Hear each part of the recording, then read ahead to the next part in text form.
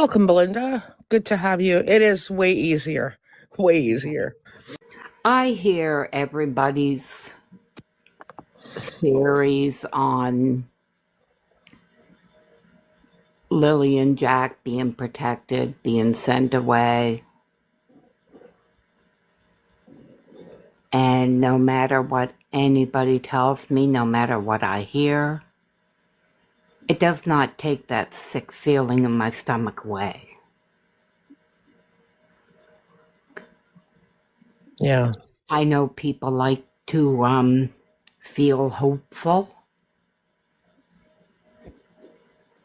but I cannot for the life of me think of any one single reason she would send them away and it carry this far, this long. If Cindy was involved, no matter who was involved, the moment she was gone, even the first couple of weeks in a panic of thinking she could get into trouble. I'm sorry, it would have come out by now. It would have. For things to go this crazy, this long, that sick feeling in my stomach tells me why. I think it may be more complicated than just sort of like somebody taking kids and hiding them away so that they don't get in trouble by the police. She had every right to hide them. She had every right to send them off to wherever she wanted. She had that right. She could have did that. She what? Sorry? She could have done that. Legally, that was her right. Absolutely it was. Absolutely it was.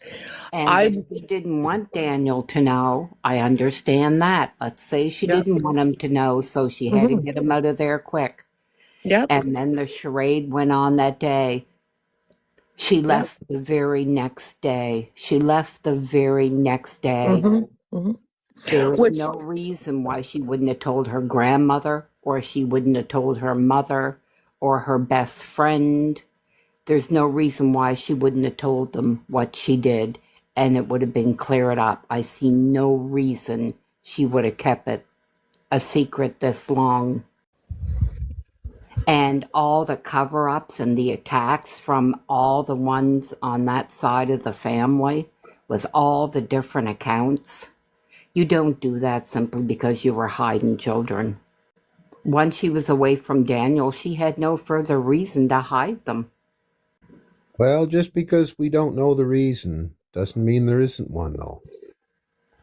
And I've looked at the whole drug scene, the whole sex trafficking scene,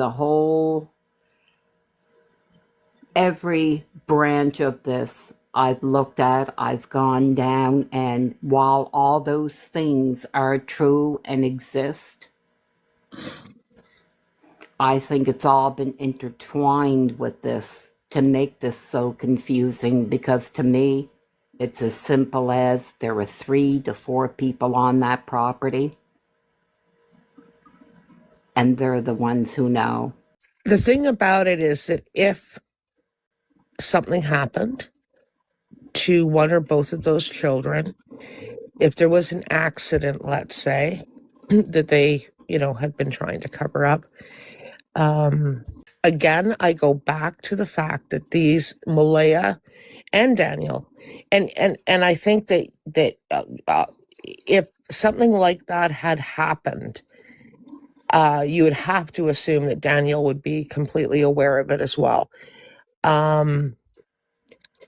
Again, I go back to these two are not criminal masterminds, and if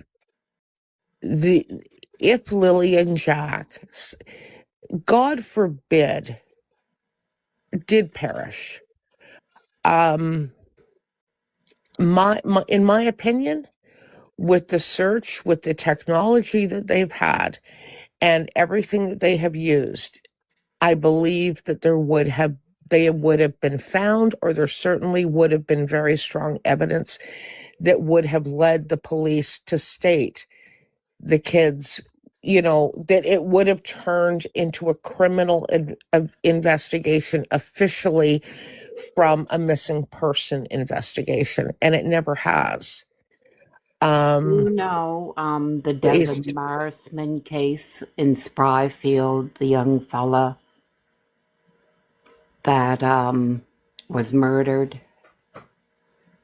That took place about 4 years ago now, I think it was. His was listed as a missing case. Everybody around basically knew what happened. The rumors were everywhere. Everybody knew. The police kept it criminal. His parents, who are separated, they were separated at that time as well. They fought and fought, wanting to get answers. And they fought with the police because the police weren't giving them any answers. And they kept his case a missing case right up until the day charges were laid. And it took 2 years to lay those charges. Mm-hmm. So I know the police aren't telling Malaya nothing. Because I know this woman of this boy marched the streets with signs demanding answers from the police. And I know their father told us that they wouldn't tell them nothing. Nothing. So I don't believe the RCMP are talking to Malaya and telling them anything. I don't think it's as complicated as what we've all come to understand because it's been almost a year now. I just think that if you are going to dispose of 2 children that have perished by whichever means, they would be found. I'll just make it that simple. If you travel those back roads, if you travel those woods roads, no. When you start driving through there, no, they would not be that simple. I don't believe it was a mastermind plan. I don't. Because I am like you. They do not strike me as that. Malaya, of course, never struck me as that. I don't get that from Daniel either. No, but what I'm saying is if something had happened to the kids and they went and, disposed of them, let's say, I hate saying that, by the way. I have 5 grandchildren. I hate talking like that. I just don't know how else to say it. But if that it would become a mastermind plan to cover up the fact that these children were no longer with us and that they've been hidden. And I'll give you a really good example. There was a case here in BC where 2 teenagers went completely postal and just randomly, I'm sure some of you may remember this case, just simply randomly decided to shoot people, just randomly. And I think that they ended up murdering about 3 to 4 different people. They took the RCMP on a run. I still find this astounding. But they took the RCMP on a run from British Columbia all the way to Manitoba. Yeah, I do remember that. That was back, oh my goodness, that was a few years ago. Yeah, I can't remember the year. But anyway, the RCMP could not catch these people. Every RCMP, provincial RC were involved in this. They had helicopters, so they had air, they had ground. It wasn't until very, very tragically, and I still say these were teenagers. Who knows? I saw an interview with one of the dads. I felt so bad for him. But anyway, getting back to it, these kids were not found until they unalived themselves. And they unalived themselves in like very, very thick Manitoba brush kind of stuff. In fact, I believe that the RCMP, if I remember this correctly, had to contact First Nations It wasn't a chief. It was a First Nations hunter or something like that, for advice as to where, anyway. And so this guy took them out in a canoe, I believe, and said, most likely if somebody was, because they had found the vehicle, that's what had happened. They had found the vehicle, and then it was a matter of finding the people. So they got in touch with the First Nation tracker or something and said, whereabouts most likely would somebody go from here? And I believe the guy led them out by a canoe and took them to the place. But the only reason why they were found was because they were unalive. They weren't moving anywhere, right? And that's sort of what I maintain, because none of these people, none of them, Janie, Daniel, Malaya, Cindy, none of these people are criminal masterminds. They don't know, for lack of a better term, I don't think they know how to hide a body properly. So surely something. I myself would think I would have the capacity to know how to do that. I mean, I've watched a lot of movies. I've seen a lot of things in my years. And I know that family not to be accusing, in my opinion. They know that whole area like the back of their hands. They know that whole area. Look, did you ever see the topographic image? Pardon? Did you ever see the topographic image of behind the trailer? Yeah. It's pretty dense woods. Yeah, it is. I was through those woods. It is pretty dense woods. The kids did not walk there. Do I believe they're out there? I do believe they're out there. We're just not looking in the right spot. I don't think we'll ever find them in the right spot, because it is vast. It is vast from my location where I live all the way out there. It is all forest, but it's all trails everywhere. The trails go to New Brunswick. The trails go everywhere.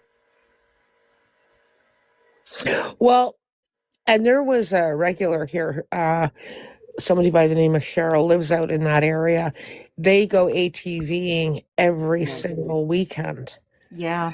In that area. And one of the things that she pointed out as well was that it isn't just the organized searches.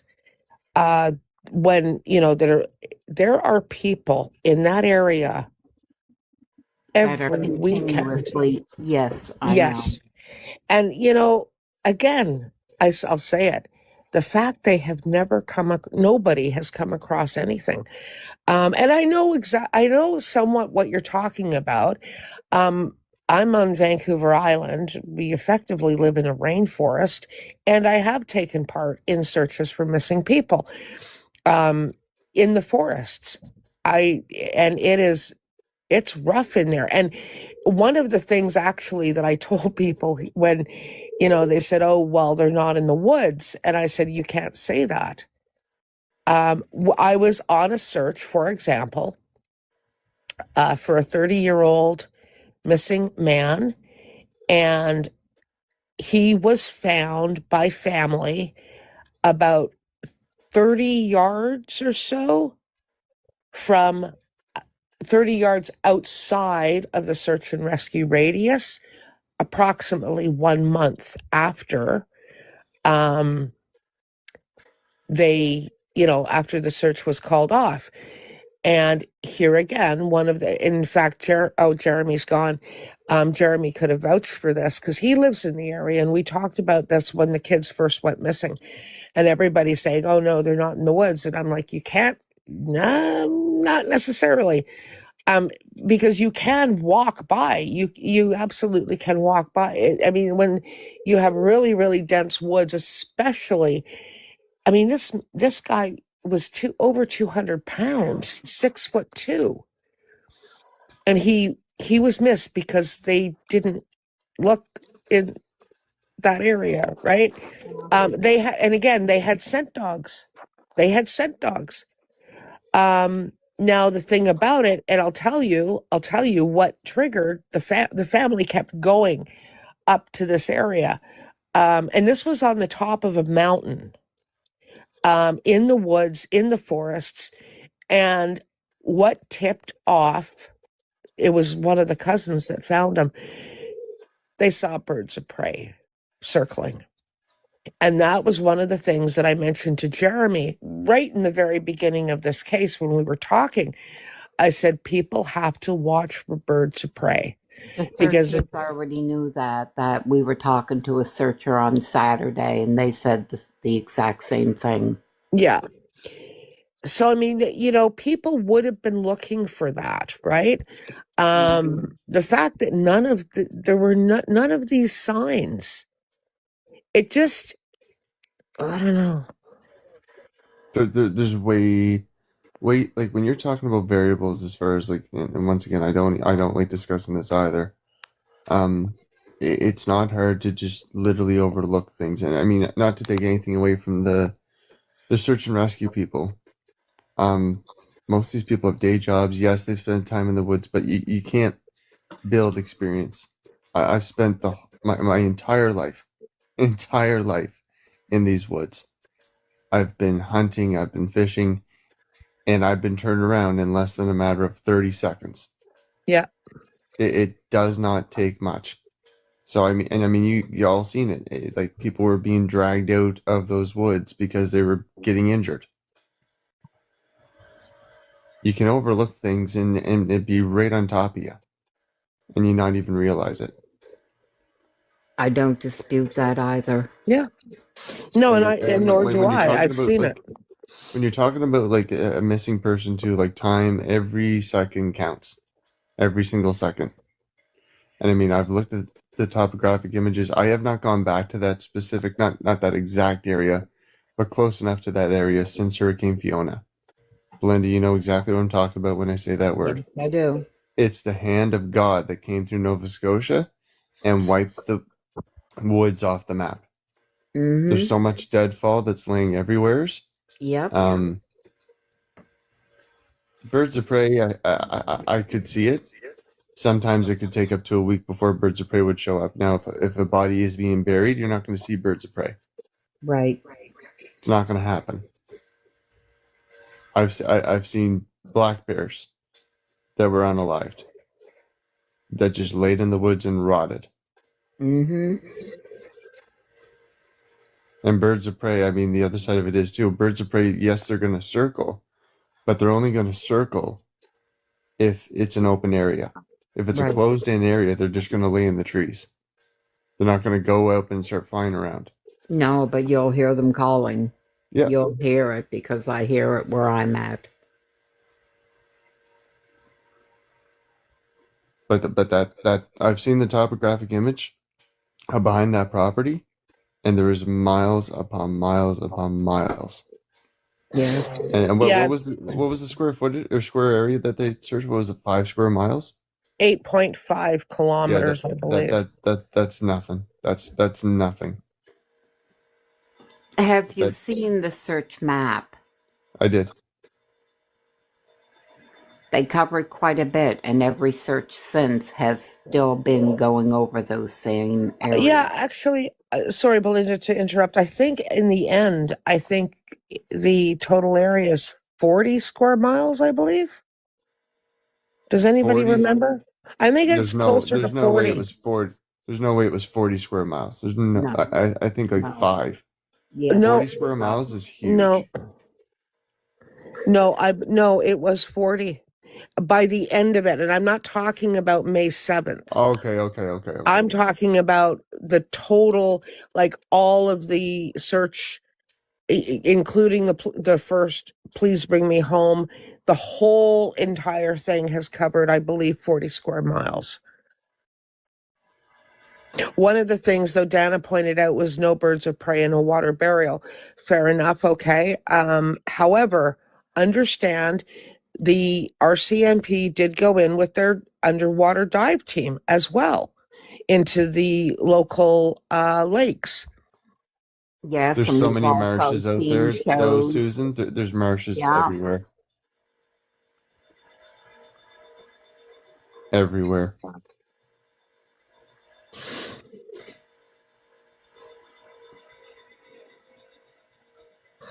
Well, and I also believe that if oh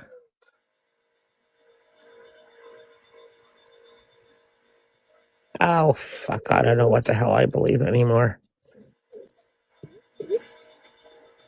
I just think if these kids were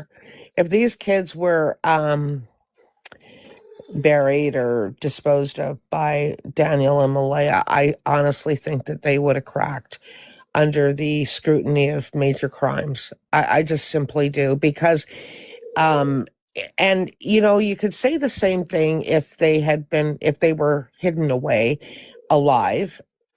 Yes and no. You're not in the same mental state if you know someone's alive and well. You're not traumatized if you are thinking that if the children are no longer alive. Certainly I'm assuming Daniel as well, if he knew that, there would be psychological trauma there of just having that knowledge. And I think it would be a hell of a lot easier to crack them. I have lost people with no bodies. I have lost family where I've had bodies. And what I have learned is the ones who have no bodies, you don't get over that. That stays with you. Mm-hmm. When you have bodies of loved ones, there's a finality. It hurts, it scars, but no matter how much wishing, no matter how much anything you do, you cannot change that. With no bodies, you're always wondering. That never goes away. Mm-hmm. So now I can see them going on with their lives. If, in my opinion, they knew the children were no longer here, because no matter what, they can't undo that. Well, they passed lie detector tests apparently twice. Yes, And we were just never told what the questions were. Daniel states it was all about killing the kids. Mm-hmm. My son stated the same thing when they asked him. That was all they asked him. Okay. Well, killing the kids is a fairly important question. It is, but the what other if thing you didn't kill them? The other thing is too, if they were killed either accidentally or intentionally, that's going to hang over their heads the rest of their lives. They're sitting if that's true, they're sitting waiting every day for the cops to come down on them. They're not going to feel at ease. It's not going to go away. They're feeling at ease. Well, and I think these charges that are laid right now, I think these charges are acting as a noose. Well, I respectfully disagree. I know. Do you think that they're laying the charges hoping that he'll crack? I don't think the charges have anything to do with it. And and by the way, I'm not really going to talk about the charges much because there is a gag order on that. Yes. Mm-hmm.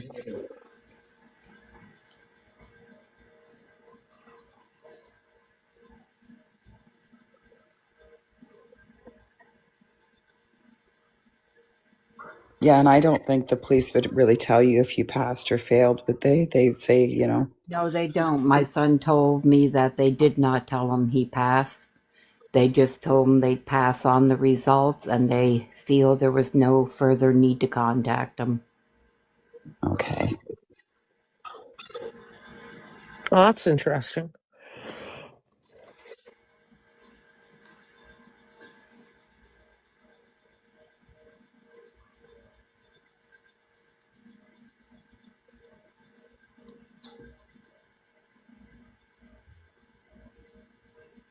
Yeah, it's all very whichever road you go down as far as a theory goes, there are always different things that you have to look at and ask yourself, because you always will run into a roadblock where you go, well, does that make sense?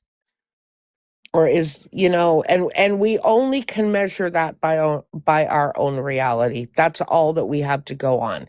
Does that make sense to me? Is that what I understand that, by human behavior? So it's always a challenge. It's always a challenge. People are different. Oh, Belynda, one thing I'd like to, if your memory recalls, we could clear up one little thing here. Mm-hmm. When I hooked you and Janie up with each other's phone numbers and you called each other, did Janie state to you that she heard a female shush the kids in the backyard, Yes, or did she not? she did. And the first time I heard that was from Daniel on the 17th. On the second day. Yep. Not thank the you second. Thank you. Yep. Daniel told me that on the 17th, when I went back on the 17th and introduced myself to him, because I had never met him prior to that. Yep. He wasn't around when I was there searching, so I never got to see him or talk. I went back on the 17th to specifically speak to him. Yep. And he was the first one to tell me that story. Yep. Yeah, And Janie he changed. even put his finger up to his lips to demonstrate. Yep. Yep, thank you. Yeah, because Janie came back and completely denied that. I know. I've heard it. But no, she did tell me. And that's really important. Playing out by the swing. She couldn't make out anything they were saying, but she heard them playing, giggling, going on. And then she heard a shush, and then everything went quiet. Now, the only thing that struck me, but Janie's a fast talker, so you don't get a chance to ask her questions. And the only thing that struck me is why didn't she get up to look? She didn't find that odd that the kids weren't going to school. But then later on in her story, she stated she assumed when she heard Daniel yelling that he was yelling at the kids because Jack might have let the chickens out. But if she thought she heard somebody shushing, I don't know why she never thought to get up and peek out. Because I know I would have. I would have wondered why they weren't going to school. She's a fast talker, all right. The first day I met her, if I was going to be one of those content creators or another news interviewer, she was going to shoot me. And that's the other thing I don't understand. And I don't understand this from any of them. I never got to see them for 18 months. I missed out on the 18 months. And that is partly my fault.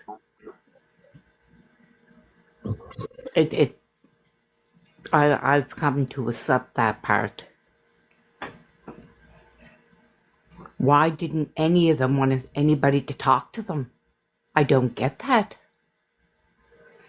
You're missing your kids and you're yelling and going on because people are stopping to ask you questions? You have Earl yelling at somebody. I don't care what took place, but he's yelling at somebody with a drone. Well, I'm afraid I have asked everybody and anybody I can think of. I have talked to anybody I could think of. Because the more people you have looking and searching. Yeah. No, I understand their position. I understand why they were so on edge, because I saw what happened with me. They were being bombarded. Yes. Yeah, well, you know what? They caused their own bombardment. I'm sorry, they did. You have kids maybe going they did. missing from your Okay. property, and you have reporters coming and wanting to interview you. The first thing you want to do is talk to them and get the word out. And the first thing you want to do is say, look, I don't know what happened, but boy, can you help put the word out there. That's what you do. Well, I see it differently than that, and I saw it differently than what was happening out there. They were being attacked day and night. They were being harassed. And there are people that are used to living out there in the suburbs, and they're just simple people. And they were being harassed. What's that? I'm a simple person. Well, I don't think you'd like the treatment they got either, because I got that treatment for months. And by Jesus.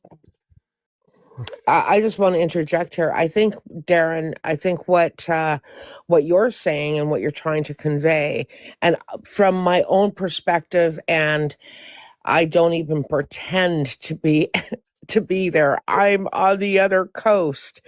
But from what I have heard about what Janie has said and what Daniel has said,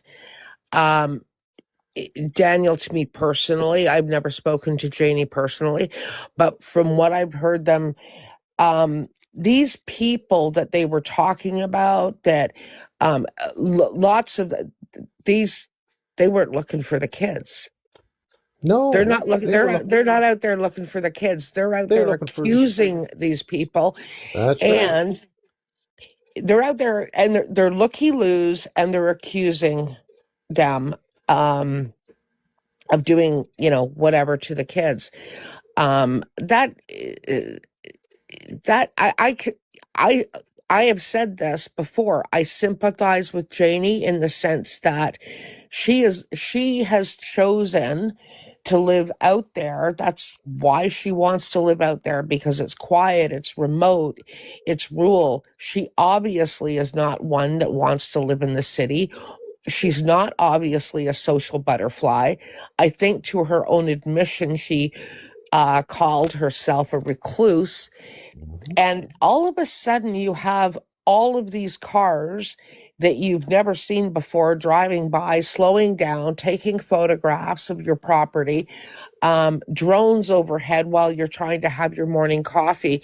And I think that this was the thing that was really disturbing them. And then they go online, and they get roundly attacked, for and accused of doing things. And I think that, to be fair to them, they actually have done a lot. They have had the media on their property and the cameras on their property. Janie has spoken, they've both spoken to the mainstream media, given interviews. Daniel several times. We know that Daniel's had quite the, online presence, as has Janie. The person that actually has done exactly what normal people would not do is Malaya. When mainstream media contacted her, and have contacted her repeatedly for comments, it's no comment. You have children that are supposedly missing, and your response is no comment. That's really weird. It is. How long did it take Jamie before Jamie spoke out to a reporter? Well, the point is, she did. I don't know. I'm not sure exactly the time frame. I'm not sure. I don't know. She spoke to the RCMP right away. Why would she speak to reporters, especially online creators? No, I'm not talking online creators. I'm talking reporters. How long was it before she spoke to a reporter?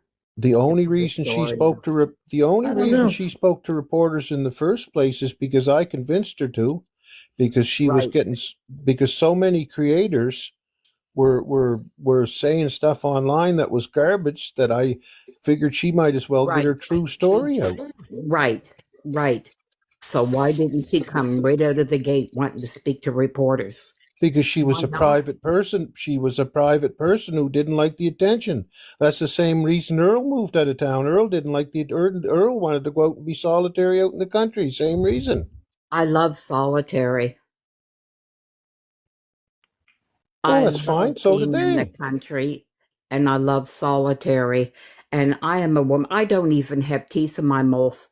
And I knew that I could be referred to as hillbilly and all that. And I didn't care. This is what I'm saying. I don't care what people think. Why did they care what people think? Because yes, when you're accused of solitary, but when you have 2 little kids missing, you don't care. When you're accused of murder, when you're being accused of murder, and especially child murders, that came after the fact. That wasn't within the first few weeks. It came after the fact. Well, I don't know, Belynda. Daniel, I will say right from the get-go, Daniel was out talking to reporters constantly. That's right. So are you saying that Daniel Martel killed those children? No, I'm not. Well, who killed the children? I'm not saying anybody killed them. I'm saying maybe something happened and the children died. Well, I think again I don't play sides here, but to be devil's advocate for Janie, and I think she's been dealt a really bad deal in this. She is the step grandmother of these children. She's not the grandmother. I agree. And the other thing too is that because Daniel was out there giving all of these interviews and he was very, very outspoken and involved, I think probably Janie would feel that it's Malaya and Daniel's place to be out there doing this and really not her place. I felt the same way. I know exactly what you mean. Serious. And then I think she eventually did. Maybe, I don't know, Belynda, maybe was it 2 or 3 months after? I'm not sure of the timeline when she gave that CBC interview. We know it was still in the summer. It wasn't like, it wasn't like, but I'm not exactly sure when it was, but certainly could look it up. But I think that was where she was coming from.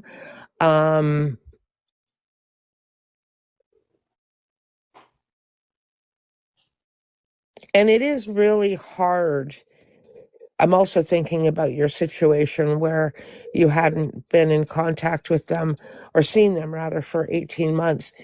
I don't put any blame on you whatsoever. Absolutely none. Oh no, nor do I. Both of my sons are married and have children.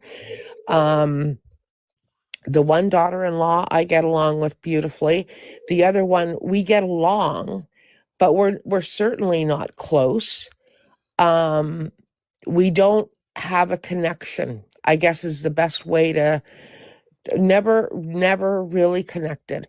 And God forbid if something happened to that marriage, even though it would be really, it would be, and especially if she moved away with the 2 kids, it would be a challenge. I'll tell you right now, it would be a challenge. And I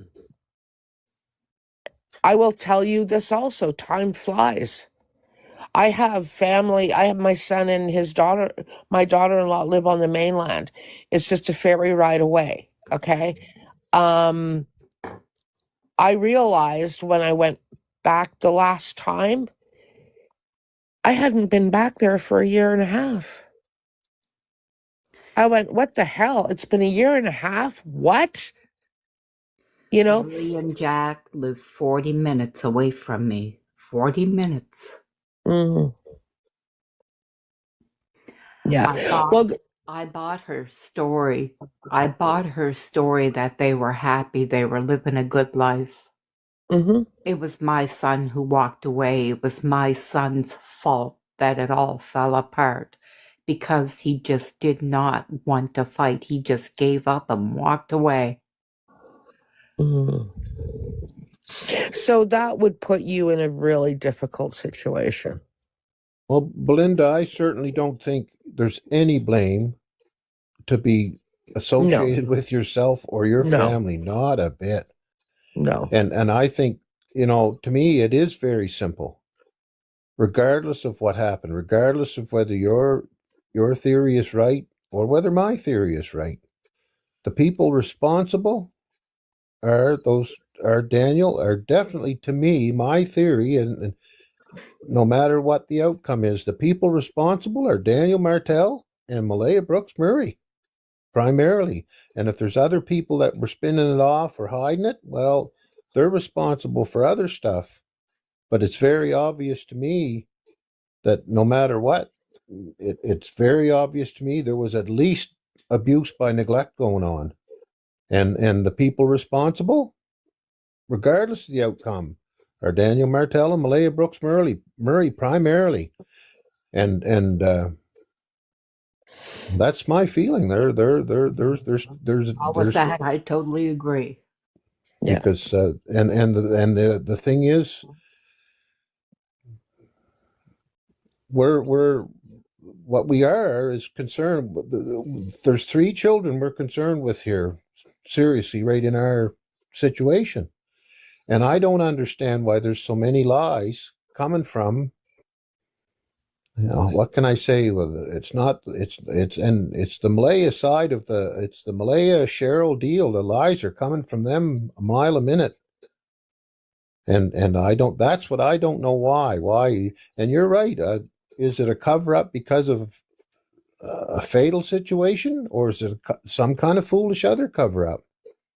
But there's definitely protection being made, and I want to see the people responsible for the treatment these children had. I want to see them fried like an egg, because these kids had a bad deal. They got a bad deal out of this, and I blame myself. I can directly blame Daniel and Malaya, and I believe Cindy's covering it up. And I mean, That's not easy for that. That's my side of the family I'm primarily blaming. Not Daniel, but no, there's they, and regardless if the children come back alive tomorrow when they're found, well, I think Daniel and Malaya have a lot of other problems that they should have to answer for. Well, I agree with you on that one too.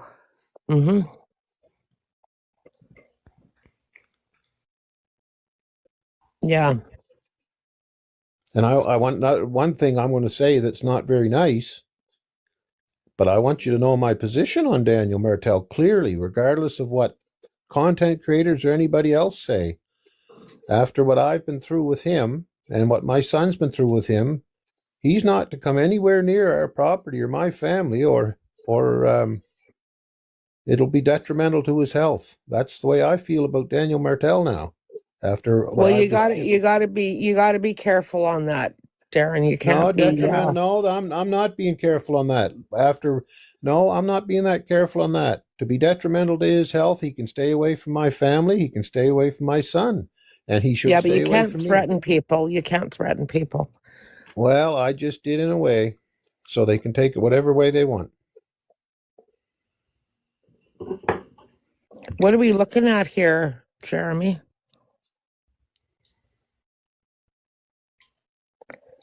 I can't read that. Daniel Martel is the stepfather. Why are we looking at this? It's just a picture of him in the courthouse there, I think. Yeah. I'm not quite sure why Jeremy has posted that up. Didn't even realize I was on freaking mute. Jesus Christ. Damn it. All right. So that was the most recent article posted by the CBC after they conducted their second round of polygraph examinations. I want to go back to the first day here. May the 2nd. Durwood, Belynda, you guys remember the weather? Because I was still burning firewood. Yeah. Who's taking away drafts away from doors that are keeping the cold air out when it's still below 0? Anybody? We had a couple of nice days before that Friday. I remember we had a couple of nice days here. But that morning Friday, it was cold and it was raining here. Right. That's so why did Daniel deny, after all the interviews that he's done, going back to the original, I mean, anytime CBC asked, anytime Global, CTV, anytime anybody asked, he was right there. Why did he deny a second round of interviews when it came to the second round of polygraphs? You see, the way I looked at everything is, in the beginning, after Malaya left, Daniel started putting out a whole bunch of things of Malaya. She wasn't a good mom. All the stuff started coming out. And then all of a sudden, we get the doc papers. But there's a lot of covered up on the doc papers. He felt a little bit safer and he wasn't attacking Malaya. That was dwindling down a bit. But why deny any interviews now at this point? Right now, because he's facing charges. Yeah. And I think it's not about the charges though. It's about the second round of polygraphs. It has nothing to do with the charges. But he may have been advised by a lawyer to stay away from the media. That's what I was just going to say. I think because of the charges, not but just generally because he is facing charges right now, which are before the courts. Likely, any lawyer in the land would tell him stay away from the media. That's what I'm going to assume. Why do you think, Jeremy? What are you thinking? I mean, an innocent man has nothing to hide. You get nothing to hide. So regardless of what my lawyer's advice would have been, it would probably be your best option to follow what your lawyer says. I don't think he's getting pink larkin as a lawyer. So last time I checked, I mean, Nova Scotia legal aid, they don't have the best criteria to really defend you. We'll go with that narrative for just a second here. And once again, TikTok purposes only. It's hypothetical. If I wanted to just hear me out for a sec. So if I wanted to get in front of something, if I was 100% innocent and I was pleading for my innocence, I would absolutely agree to do an interview.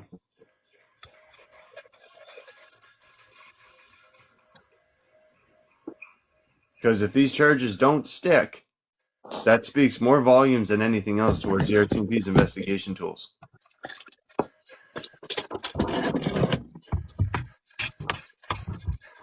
Well, we won't know that until we see if the charges stick or not. And this could go on. This could go on for years. Oh yeah. For years. Yep. I just want to comment to Corey's comment. Corey says Shenanigans claimed Malaya was advised by RCMP to not speak to media. That is untrue. And the RCMP denied that as well. Yes, because when I spoke to the detectives in my yard, I outright asked them, I said, their mother's not talking, and she states that you guys told her not to. And he said, no way, shape, or form would we tell her not to talk. The RCMP want you to talk. That way they have more tools and more things to go off of. They said we told them to be mindful of what they said. Exactly. And I can advise you firsthand, very firsthand, not to listen to everything Shenanigans says as the truth. The RCMP has never and would true. I agree with you on that one now too, Darren. Thank you, Belynda. To clear up this thing with Shenanigans and Anita. Shenanigans, I know, had put out that I was pissed off because she wouldn't post out the things Anita was saying. I want to clarify that here and now. I knew Shenanigans was a big advocate for Malaya. And Shenanigans explained why, because of the domestic violence aspect of it. Yeah. Once Anita started talking to me, that's a whole different thing down the road. But when she first come out to me, it was the 1st of February. And she was filling in some blanks that I already knew partial stories of, but I didn't know the rest.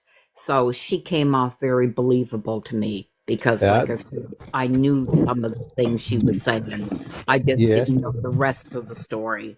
Yep, I fully agree. I put her in touch. I contacted Shenanigans, and I asked Shenanigans if she would be willing to meet with Anita. I did that because I know Shenanigans was close to Malaya, and I figured if she could hear from Anita, who was there and witnessed certain things, would it sway her opinion? Same as I wanted Shenanigans spiel on the domestic violence and everything she knows firsthand, if she could sway Anita to believe something different. It was never ever asked for her to post anything. It was just asked for her to meet. Yeah, and I fully agree with what you just said. The first comments that I heard from Anita Maxwell, the first few, is when I said, I think this woman's telling the truth. Right. And after that, boy, she went to hell with herself. Yeah, well, she spoke to me right up until the week before, a week or maybe 3-4 days before I seen her on the Mike's show. Yeah. And she blocked me. And I wasn't sure why she blocked me, because we were talking almost daily up to that point. Mm-hmm. And then she blocked me. And then all of a sudden, a few days later, somebody told me that she was on Mike the Man show. So I went on and watched. And it's like all the credibility that I took from her, and I still take some of that because, like I said, it went along with what I already knew, what I was told by Malaya, what I was told by my son. So some things I knew to be true. Yeah. I don't know why she went so far and so out beyond, because now it discredits everything. Why would she do that? Why would she do all this and discredit what was actually true? You're exactly right. I can't believe. Well, I think she's got some serious mental problems, is all I can say about her. And like when you live like you are, Belynda, when you live the reality of a situation, and someone comes out trying to portray themselves as truthful, but they're and when you live the truth and you know the truth, I think she's got some serious mental issues, is all I'll say about her. And by the way, her claiming that I want to attack her and that I'm going over there and stuff, that the farther I could stay away from that woman, is the happier I am. I don't want anything to do with her. Well, this is what I'm saying. I just don't know why. She really could have. She really could have mattered here. Yep. And she took herself out, and I think she purposefully took herself out. I don't know why, but the woman I hear on Mike the Man show, that's not the woman I spoke to for a couple months. No. But all I can say is, people don't believe this woman. I'm talking about Anita Maxwell. Don't believe this woman. But there's the sad part, because I know some of what she said is true. Yeah, little sprinklings of the truth. But then she went right berserk. Yeah. Is there, I was going to ask you, Belynda, is there anything that Anita, and going back to when, that not all the crap that's coming out on social media from her, but going back to those 2 months when you were talking to her and you had referenced something about she had told you the truth regarding stuff that even Cody had also clarified. Are you able to talk on that at all as to what that was? I can't go into specifics because I really don't know where the law stands on some of the specifics, but I was told about abuse. I was told about abuse by Malaya. I was told about abuse, further story, by my son. Abuse, okay. In Malaya's side of the family. That's as far as I can go on that. Okay, all right. I don't know what the ramifications are on that whole thing, but I was told these stories. I was told these stories back when my son and Malaya were together. So when Anita started stating the same stories I was told, and then she was adding more to it, it gave me a bigger picture. So I assumed it was true because she started out with what I had already knew.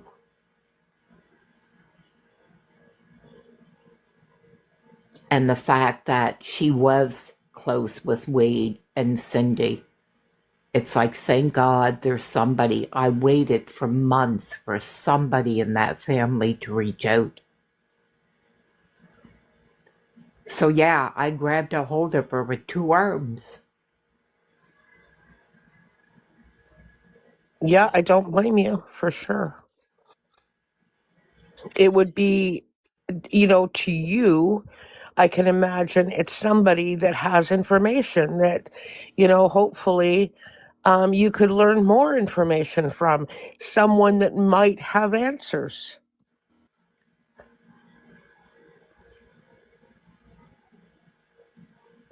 But what she is, and I completely agree with you too. I don't know her at all. I've spoken to her only once.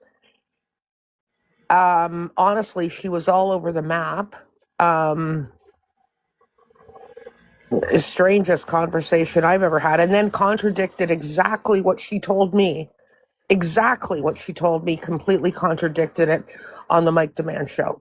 Right. So I kind of scratched my head and went, okay, not credible. Well, I tell myself there's got to be a reason for it. And I know people say, well, maybe she's just after attention. I don't see anything as being, I don't think anybody's doing anything just for attention. I think maybe it's because I've gotten so suspicious of everything. But I think there's a reason why she's doing what she's doing. I just don't know what it is yet. Oh, I think I agree. There's an agenda. I agree. There's an agenda there. There's an agenda there, we think. Yeah, I do agree with you, Belynda.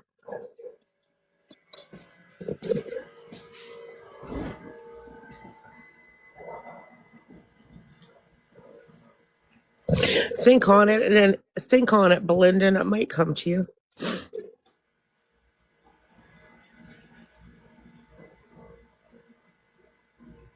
The only thing that first crossed my mind after hearing her was, I think she wanted to do the right thing and she wanted to reach out.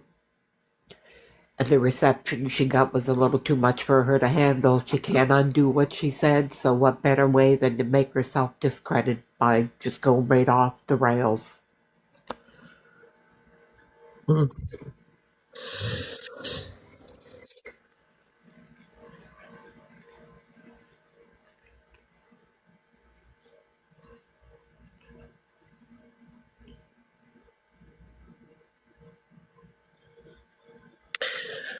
Maybe.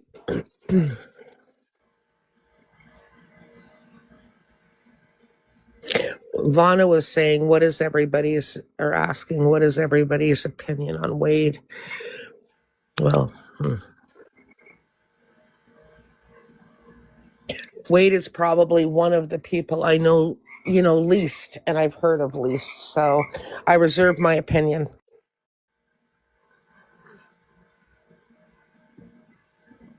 I don't know Wade. I only met the man once. And that was the day that Malaya was leaving.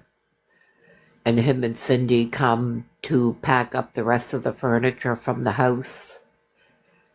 That was the only time I met Wade. I've heard stories from my son. But other than that, I have no reason to mistrust him.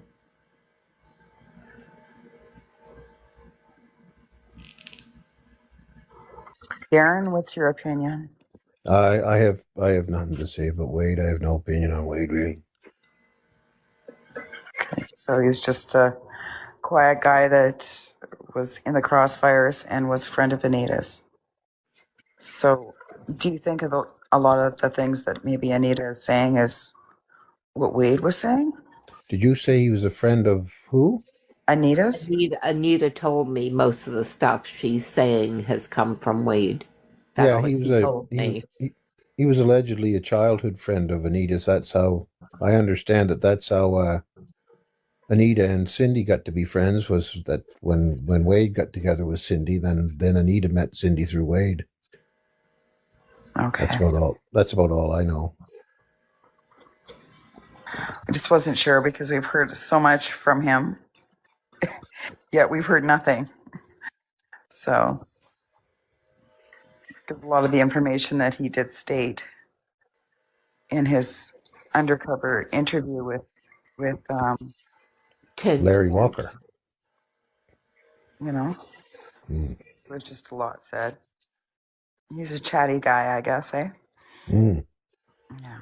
I don't know. What did Anita tell me about that? She said Wade had so much inside of him and none of them in the house talked to him. They don't discuss anything around him. They don't talk to him, but he keeps his ears open. And she said by the time Tink come around, he was just so overwhelmed and full that he just had to release it. That's what Anita told that makes sense, yeah. Yeah. It made sense to me too. What do you mean exactly that nobody talks to him in the household? They don't discuss anything around them. That going by what Anita says, that when her and Wade were around, the conversations were kept light. Or they would converse in another room, but Wade told Anita that not to worry, he keeps his ears open. This is what she told me. Okay.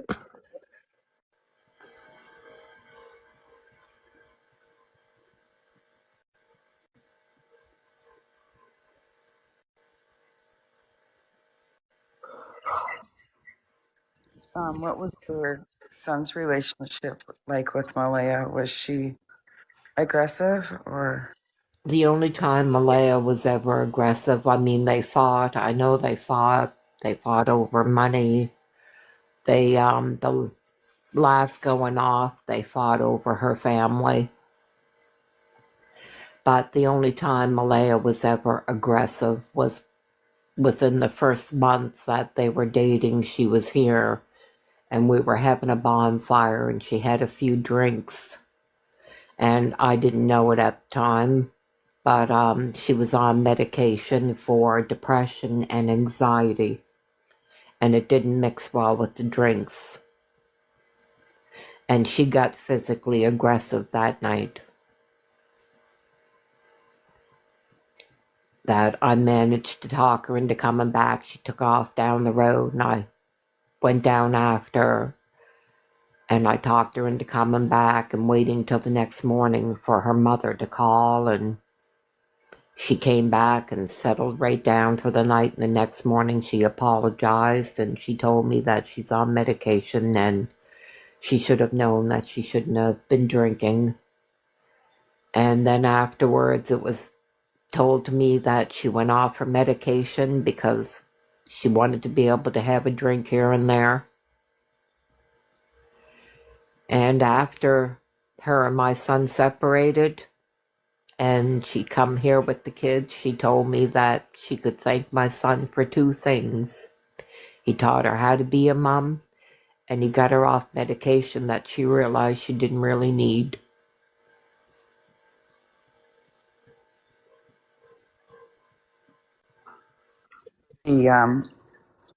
So she did enjoy drinking. She did, but I know she didn't drink the whole time she was pregnant for the kids.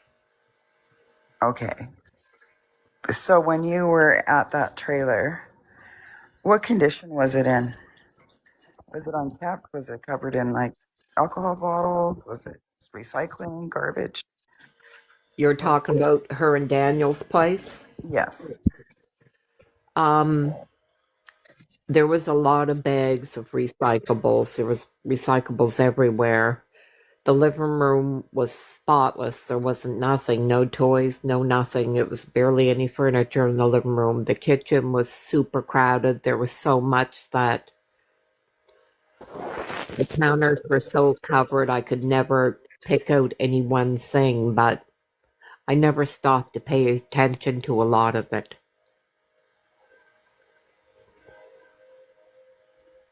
So the recycles was it like Yes, alcohol? Did you well, notice? no, I didn't even notice that. I didn't even think to notice that.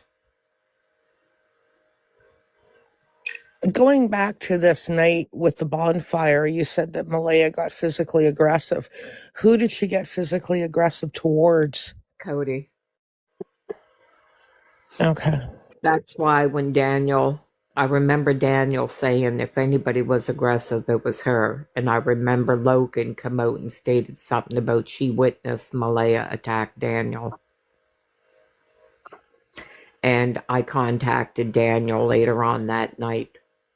And I asked him, I said, Daniel, if it was Malaya on medication. And he said, no. I said, well, the only time I've ever seen that girl get aggressive is if she was on medication and she was drinking. And of course, he went on to say that no, she's the cleanest as she's ever been, that she was healthy, I got her healthy, and the usual Daniel chatter. But I know, other than that first initial month, like I said, Malaya's very soft-spoken. She was very easygoing. But she was not shy. Not 1 second do I believe Malaya shy. She was never shy. She had no problem sitting down and talking to you. Yeah, that's how Cheryl had described her in the CBC interview. Oh, I know.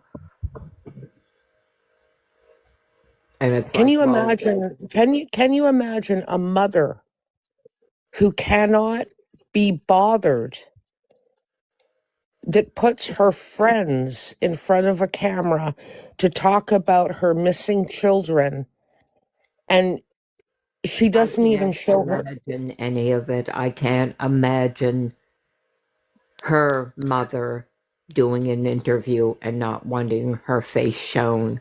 I can't imagine any of it. They show her hands because she wouldn't show her face. What the hell? I don't understand any of it.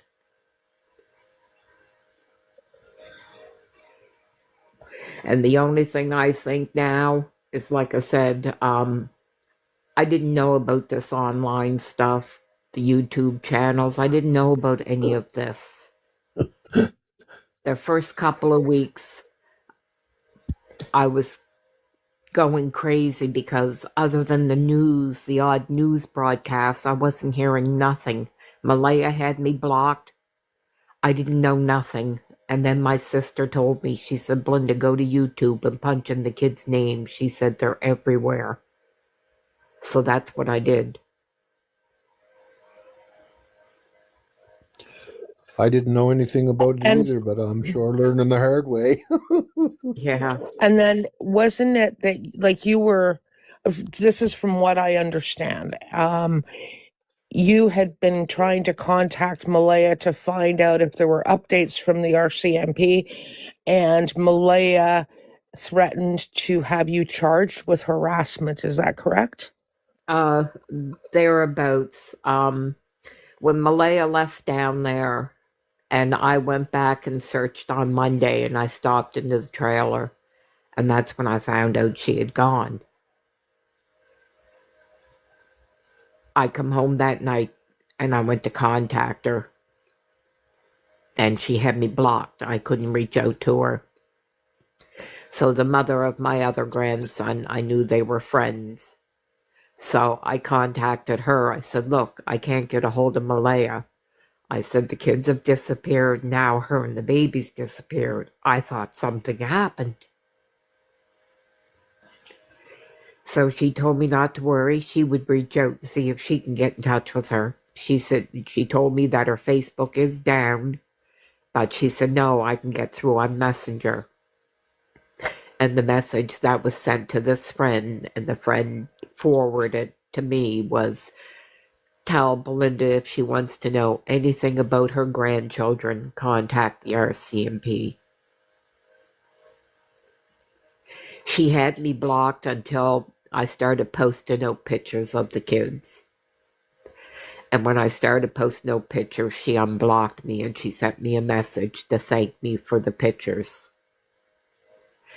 She said she really liked seeing them, that she had no pictures. I asked her what happened to all her pictures. She said her phone was damaged and it was left at the trailer. So I told her, not a problem. All the pictures I have of the kids, I'll send them over to her phone.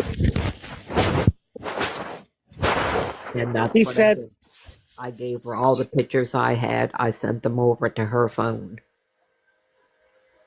okay. She said her phone was left at the trailer and was damaged. She said it was broke. She said Daniel broke it. When did he break her phone? Did she know? Did she say? Wow, that would have had to have been Friday or Saturday, I'm assuming. She said they got into a fight and he broke her phone and she doesn't have it. She's lost all her pictures.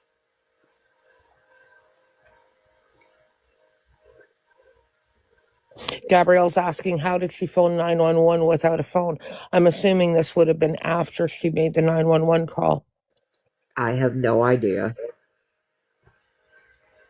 Like I said, there were so many things that I wish I was thinking, but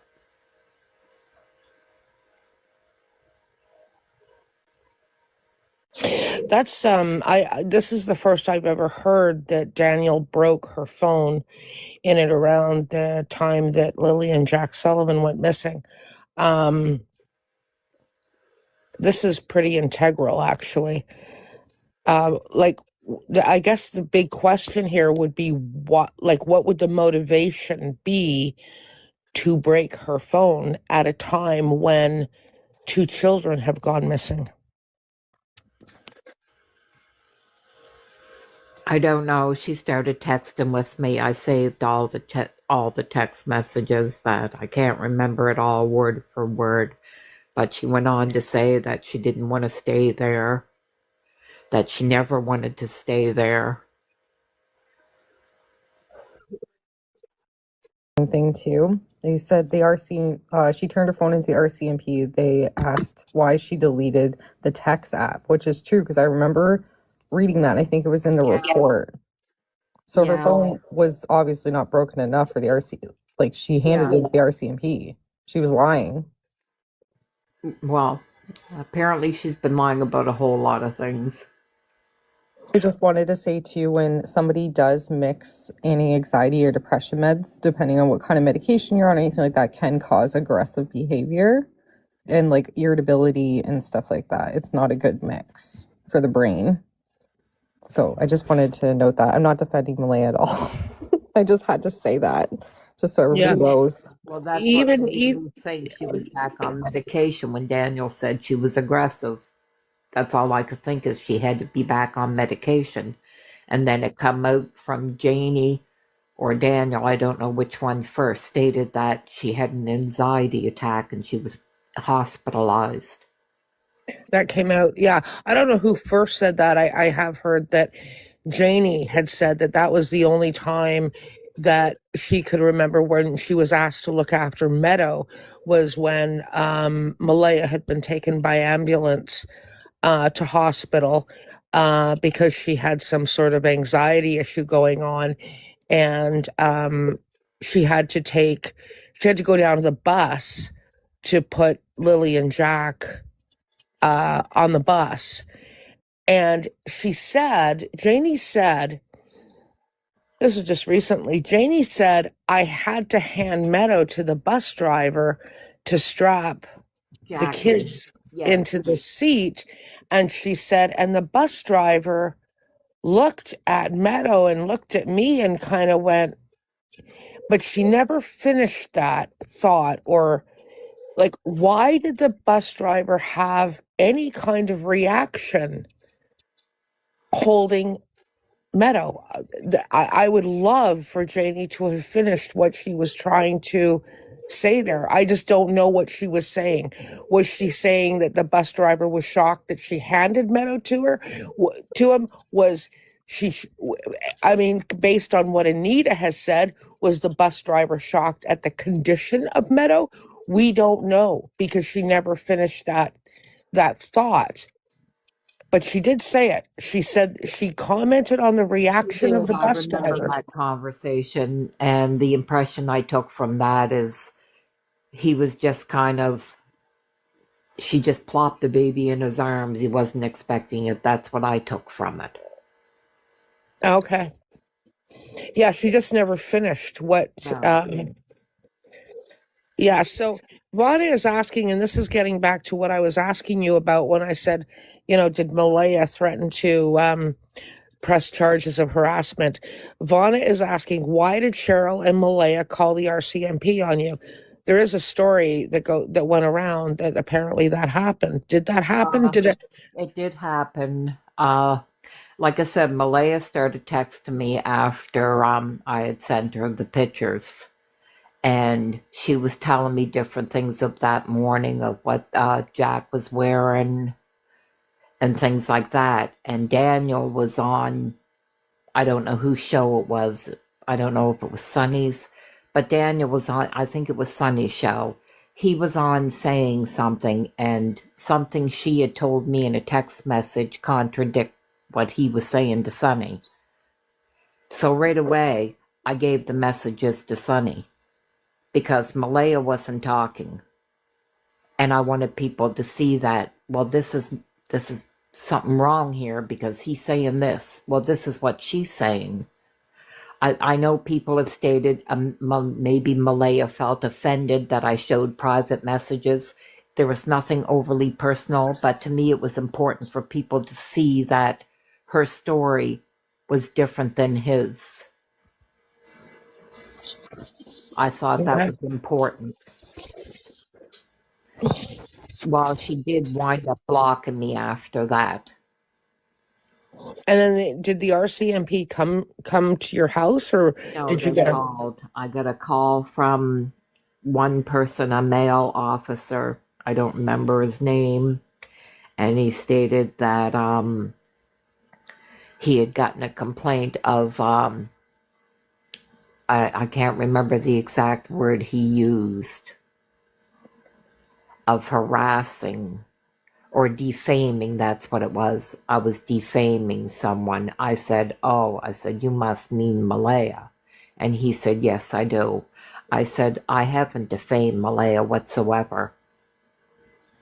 I said, I've never once accused her of unaliving the kids. I've never once stated that out in public. I said, what I do state is I hold them responsible. I said, and I will continue to state that. He said, so you're not in touch with her? I said, no, she has me blocked. He said, so you can't reach out to her? I said, no. He said, okay. He said, I just want you to be mindful of what you put out there so nothing's used against you. I said, not a problem. That afternoon, call was in the morning. By 2 o'clock, 3 o'clock in the afternoon, I got another call by a female officer. And she states she got a complaint against me for defaming somebody. And at first I wasn't sure who. And then I started thinking, and I did name Angeline. And then I said Cheryl, and she let me know that it was Cheryl. I said, I don't say nothing to Cheryl. The girl means nothing to me. So I said, I don't know what it's about. She goes, do you mind telling me what all this is about? So then I explained the whole thing to her. And she said, okay, yes, I'm sorry to waste your time, she said. I'm sorry for what's going on in your life. And that was the end of that phone call. Right.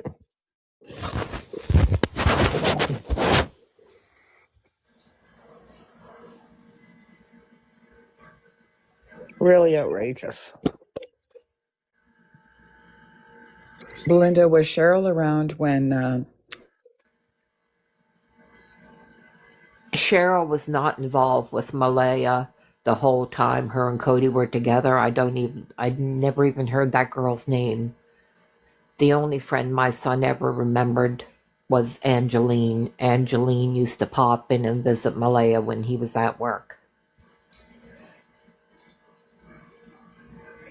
I did find out that Cindy used to go and visit with Malaya when they lived in the house. Cindy used to bring Hayden there because Hayden used to stay with Malaya and Cody.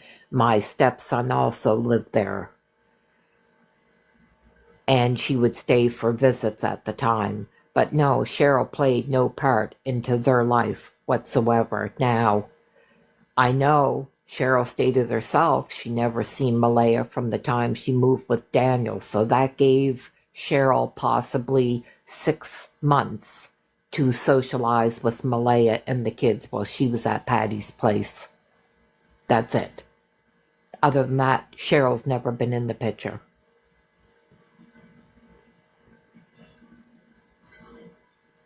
interesting. Mm-hmm. Now let's circle back to that interview with Cheryl and Angeline at the end there. Her holding up that, I think it was cherries on the pink blanket, saying this was one of Lily's favorite blankets. And I screamed at the TV saying, how the F would you even know? You haven't been around.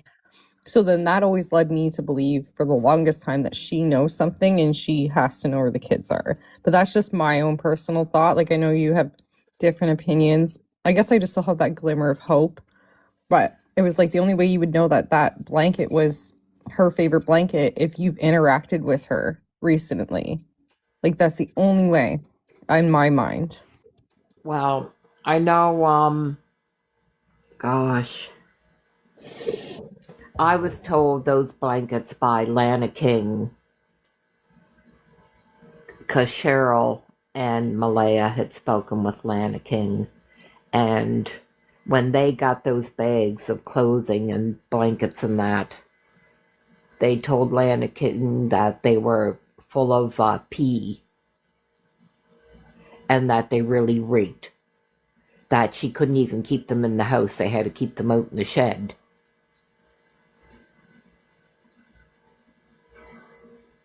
Oh boy.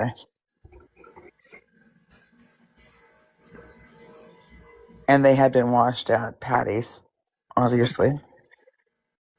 If they were in the laundry bags, I'm assuming that they were the same ones that were washed. I don't know what Daniel sent to her. He did send me a picture of 4, 5, or 6 blue bags with kids' belongings into it. So when I went camping in the summer this year, and I'm pretty sure I have to go back and look at the video, and if I am right, I'm going to take a screenshot of that video of Cheryl holding that blanket. I'm pretty sure it was cherries on it, and it's super thin and fleecy. Yes. I can take a photo of my blanket here that's the exact same with cherries on it, and it's very thin and it's fleecy, where she was saying it was Lily's favorite blanket. I had bought that from Walmart in the summer when I went camping in July. I live in Ontario though, but I bought it from a Walmart, and I remember it was like 16 or 20 bucks or something. And I bought it because Isla, when we were camping, was a little bit chilly. Not too chilly, but it was still hot out. You know what I mean? Like, she had a sleeping bag blanket with us, but I just wanted that extra warmth inside the sleeping bag.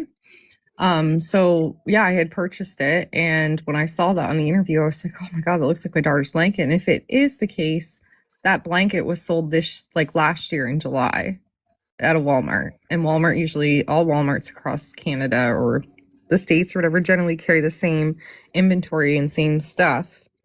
So it makes me wonder when I had saw it at the time and I forgot about it until just now. So I'm going to really go back and look. That means that blanket was purchased, the one on the interview, in the summertime of the 2025? Well, I question everything they say now. I question everything.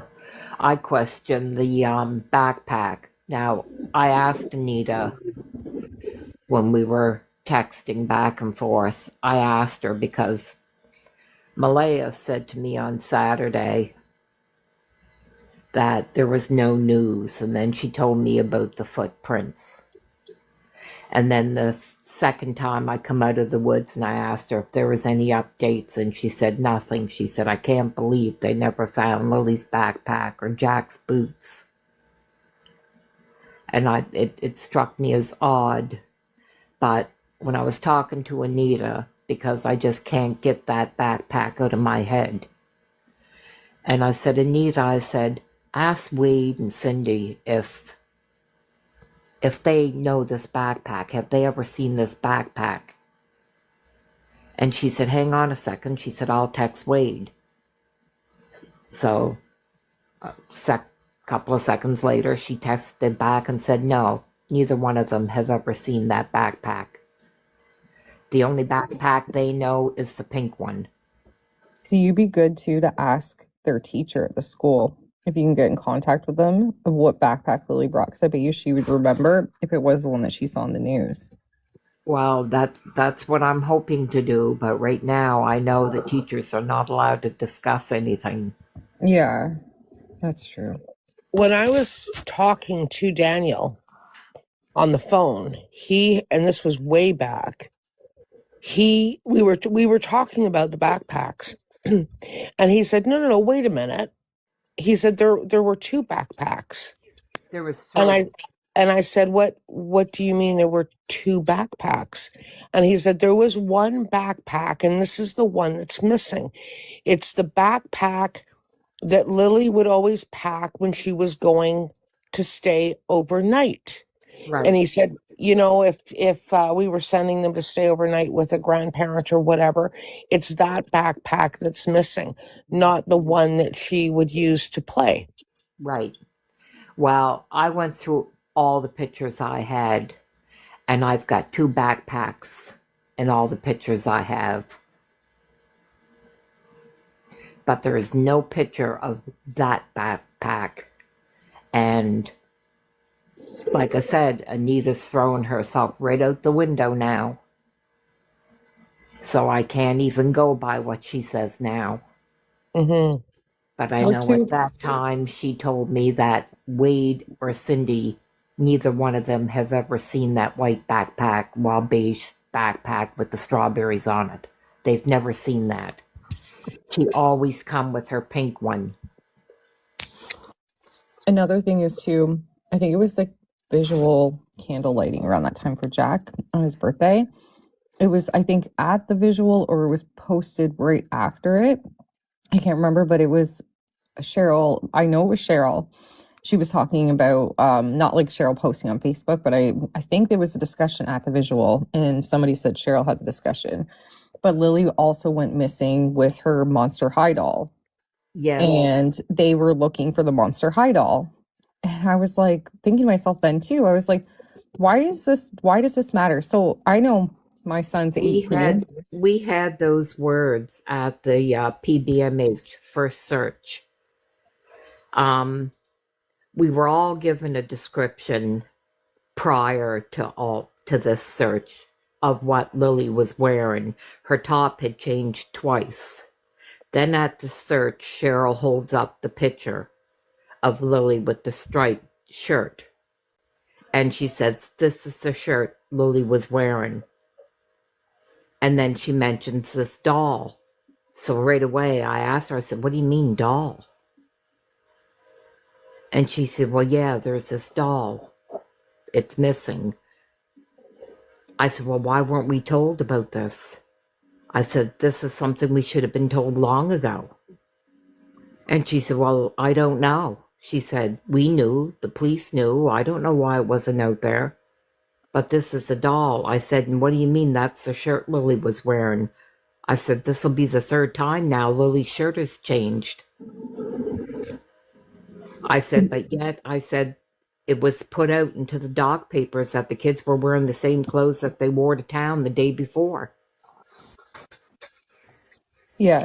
Here's the thing about the doll that I had a real issue with, and stunned that Malaya's side of the family had come out with this information and released it to the public, if it were true, because it could have been holdback information by the RCMP.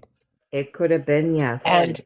And so I contacted the RCMP about that.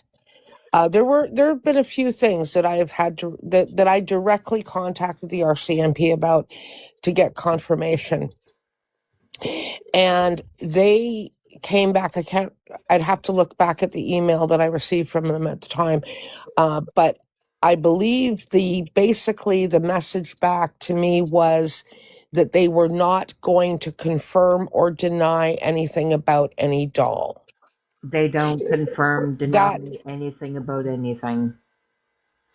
Well, okay. Anyway, here's the thing.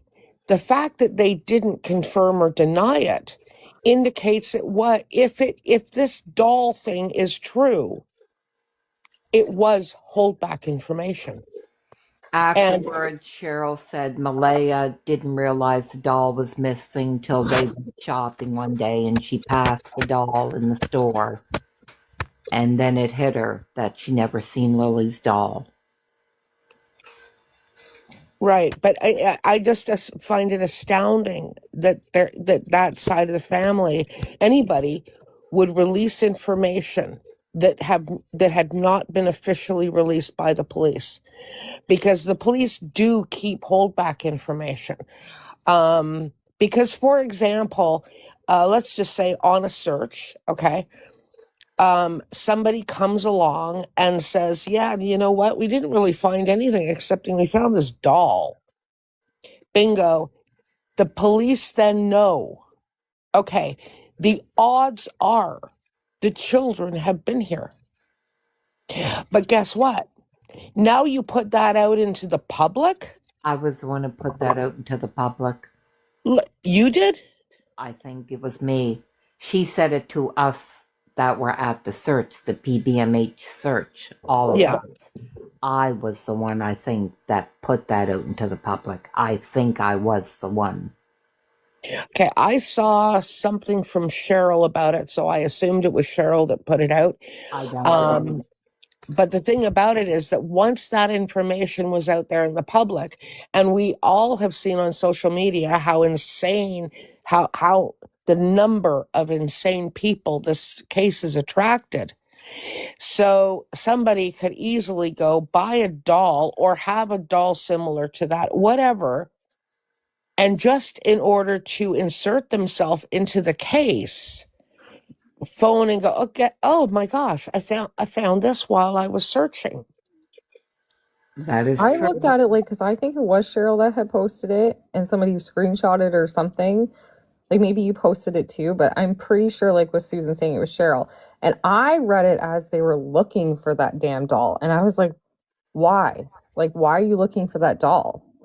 Why is that irrelevant? What, do you know where she is and she wants that doll? Because those dolls are discontinued. You can't buy them in any store anymore. They don't sell Monster High dolls. They discontinued years ago. If you go to try to look on Marketplace or anywhere else, if people do have them, they want quite a bit of money for them now.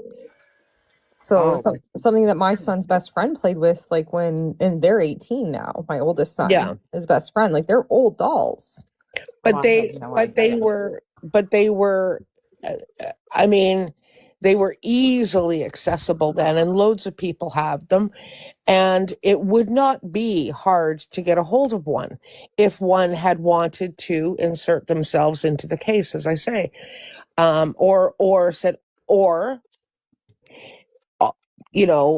alternatively, looked at the doll and said, oh my gosh, I've got one just like that, that my kid used to have. Yeah.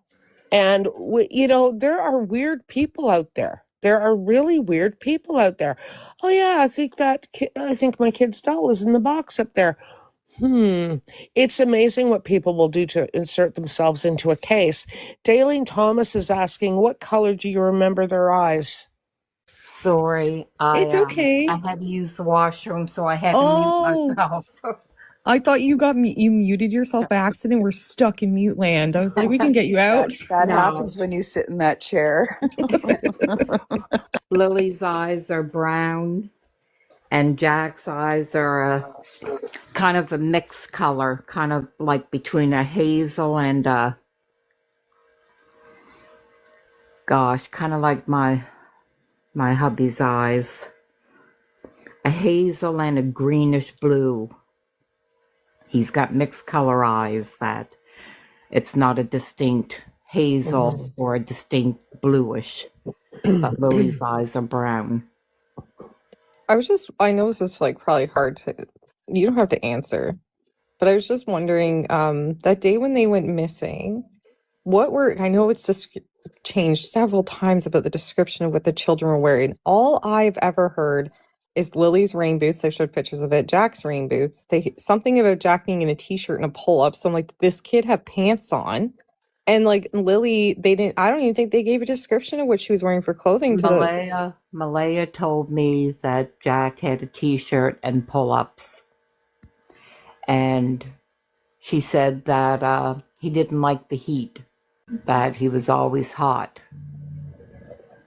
But in the text messages to me, she stated that Jack was wearing brown pants, and I think she said a brown shirt too. I can't remember exactly, but yeah, they did change it to brown pants, brown shirt for Jack. Yeah, and then it was a Barbie doll shirt for Lily at one point, and then Daniel came out and said, "No, I got the Barbie doll here." Yes, and then it went to kind of like a sweatshirt top, fuzzy sweatshirt top was the second piece of clothing for Lily, with an emblem on the front. I can't remember what the emblem was. It went to that one, and then at the PBMH search, it went to the one that she's wearing in the missing picture. Wow. With the stripes. I just feel like I'm sorry, I'm going to be so rude, I guess, towards Malaya. I have an 18-year-old, and I also have one that just turned 2 and one that just turned 5. And obviously the 18-year-old, when he walks out the door to go to school, I know exactly what he wore that day. I know what he has on. I looked at him. Like, he can't, like my 5-year-old, I know what she's wearing. Like sometimes she doesn't match and she's pretty jazzy, but I know, and we fight in the morning, whatever. She wants to be her own person, her own self. You want to go to school like that, fine. But like, it's just like, I know what she's wearing right down to her underwear and her socks. And I know what my son's underwear and socks are because I buy them. I put them in the room. So I could tell. I just don't understand. I think the clothing is meant to be kind of like Susan said.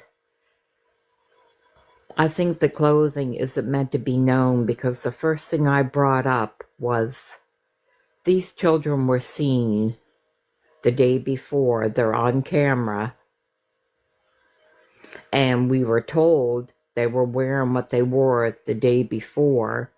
Daniel's put out a couple of times now that, well, there's a whole story behind the clothing and it's not what we think.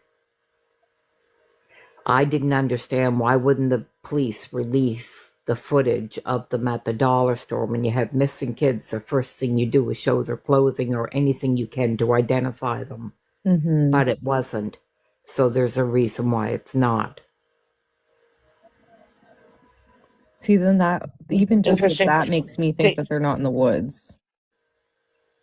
Daleen Thomas is saying, isn't it interesting that she put both their eyes as hazel in the report?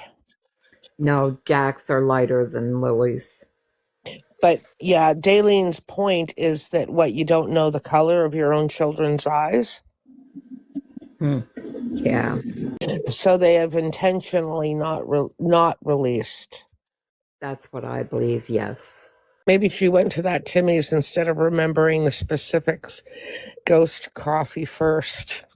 What is this about a ghost coffee? looking around for if there's a Tim Hortons near like going to Malaya's, and apparently like from Sydney, like where Sydney lives, and apparently there's like no Tims around there. So then he was like, well, does anybody want an imaginary doubles? They're on me. And I was like, oh, I'll take a ghost coffee. Okay. That's how it came about. Well, I don't mean to be rude, but I have to go to bed. I have my granddaughter here, and she's an early riser. And wait a minute, it's 4 a.m. where they are. yeah. Yep. How are these people doing this?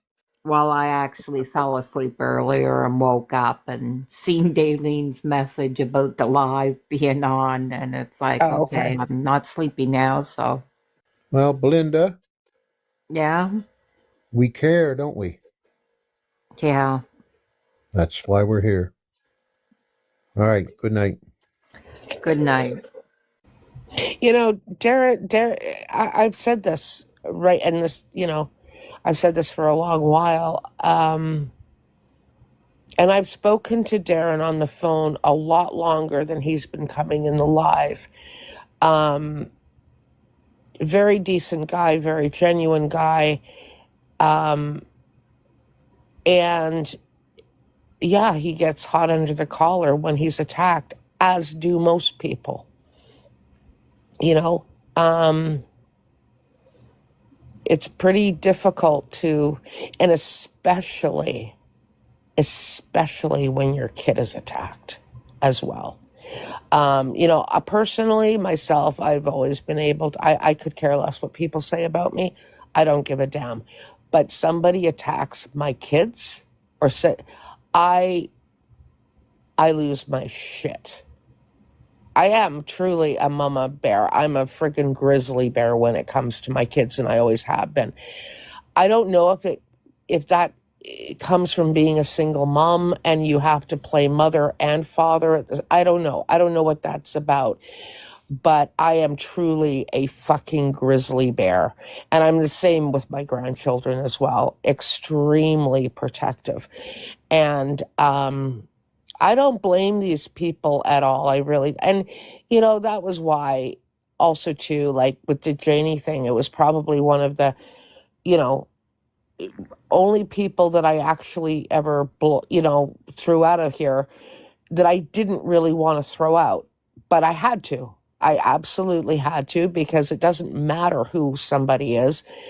It comes down to the integrity of the channel and ensuring that people can speak freely. As long as they're talking with respect, they can speak freely. You know, and anyway, she isn't blocked or anything, but I don't blame these people. When you are being accused of doing the most horrendous thing that anybody can possibly do to another human being, let alone small, innocent children, of course you're going to react. I found it strange that the CTV did not ask you about the rally at all.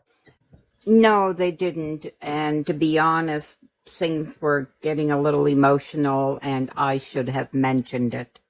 Yeah, I was supposed to do 3 or 4 interviews, and I had canceled them. And I forgot that I didn't cancel that one.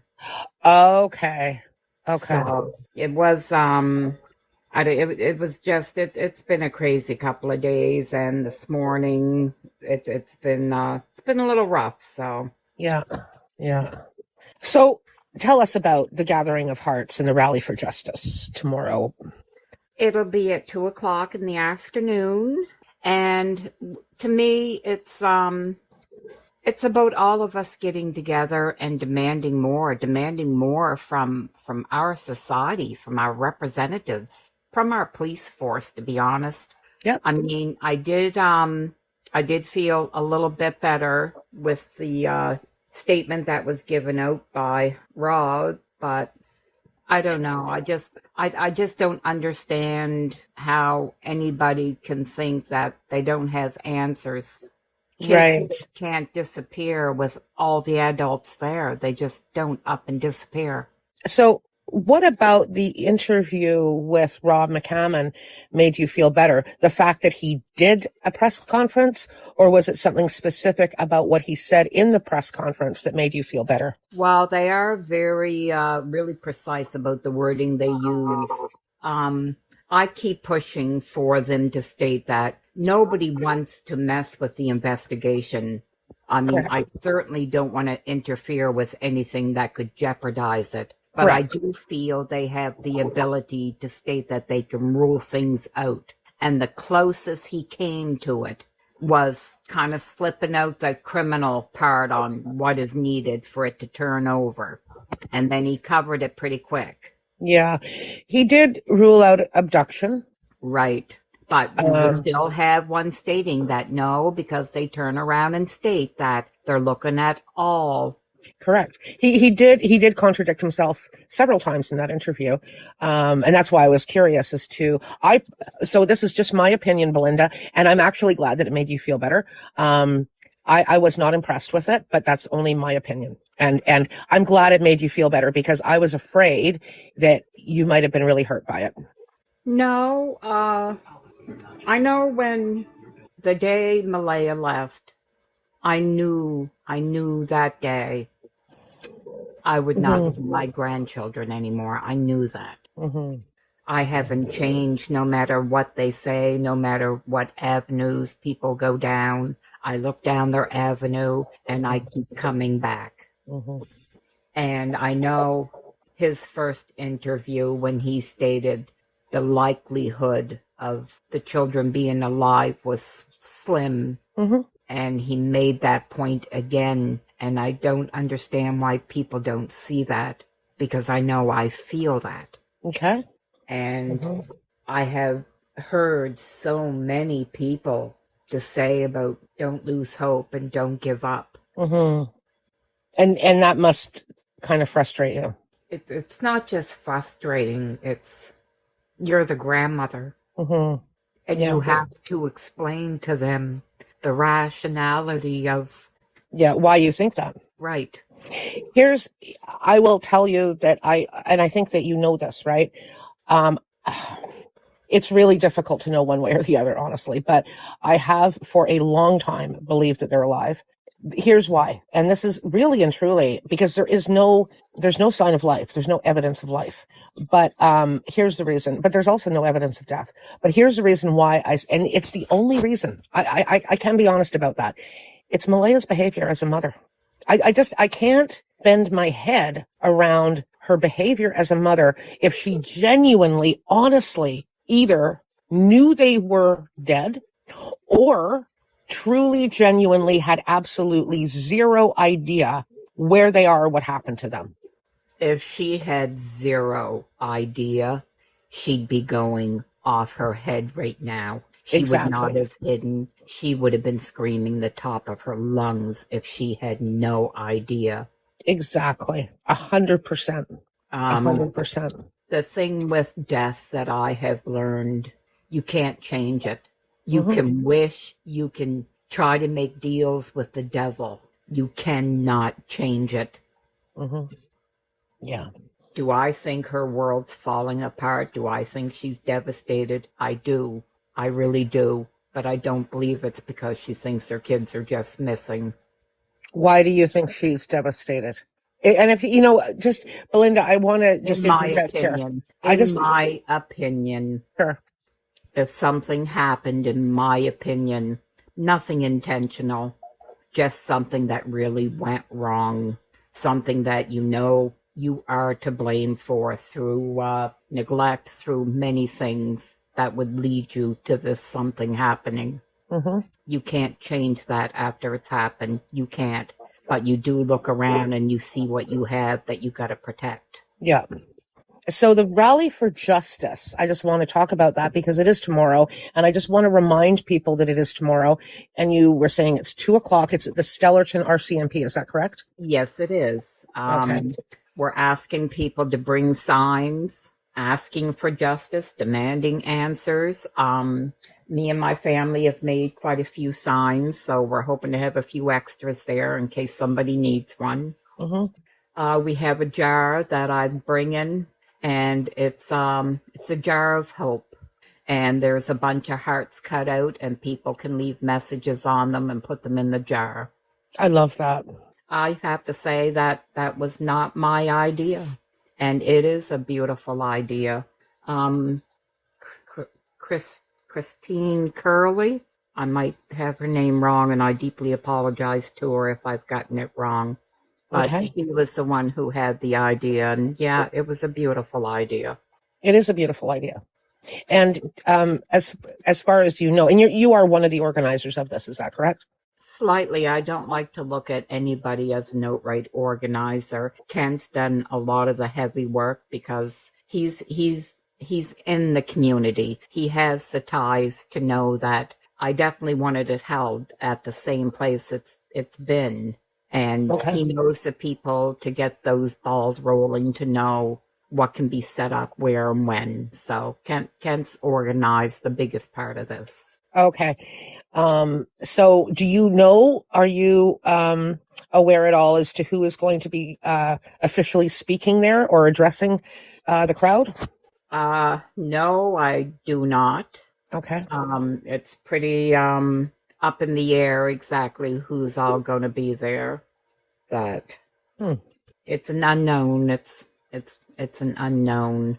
I know the last one we had Cheryl and Haley and Janice. I have heard that Shenanigans will be there. I've heard that Nova will be there. There has been a whisper that maybe Cindy, Malaya, I don't know. But everybody is welcome. Mm-hmm. It is for Lily and Jack, so yeah, everybody is welcome. Okay. I'm just going by what Kent has shared with us, and I think he has said that the Stellarton RCMP have been invited to speak. Yeah, they've spoken at the last two. Right. I know I will have a statement to read. Okay. I believe Kent will also have a statement to read, to state. Right. Okay. And I think he also said that he had invited somebody from Major Crimes also in Bible Hill, I guess. Right. Have they accepted, do you know? As of yesterday, he had not heard. Right. Yeah. He's not sure. And I haven't heard anything about Janie or anybody like that, whether or not, Logan or anyone. I don't know. It's hard to say. I mean, like I said, this is such, it's very complicated at the point that it's at right now.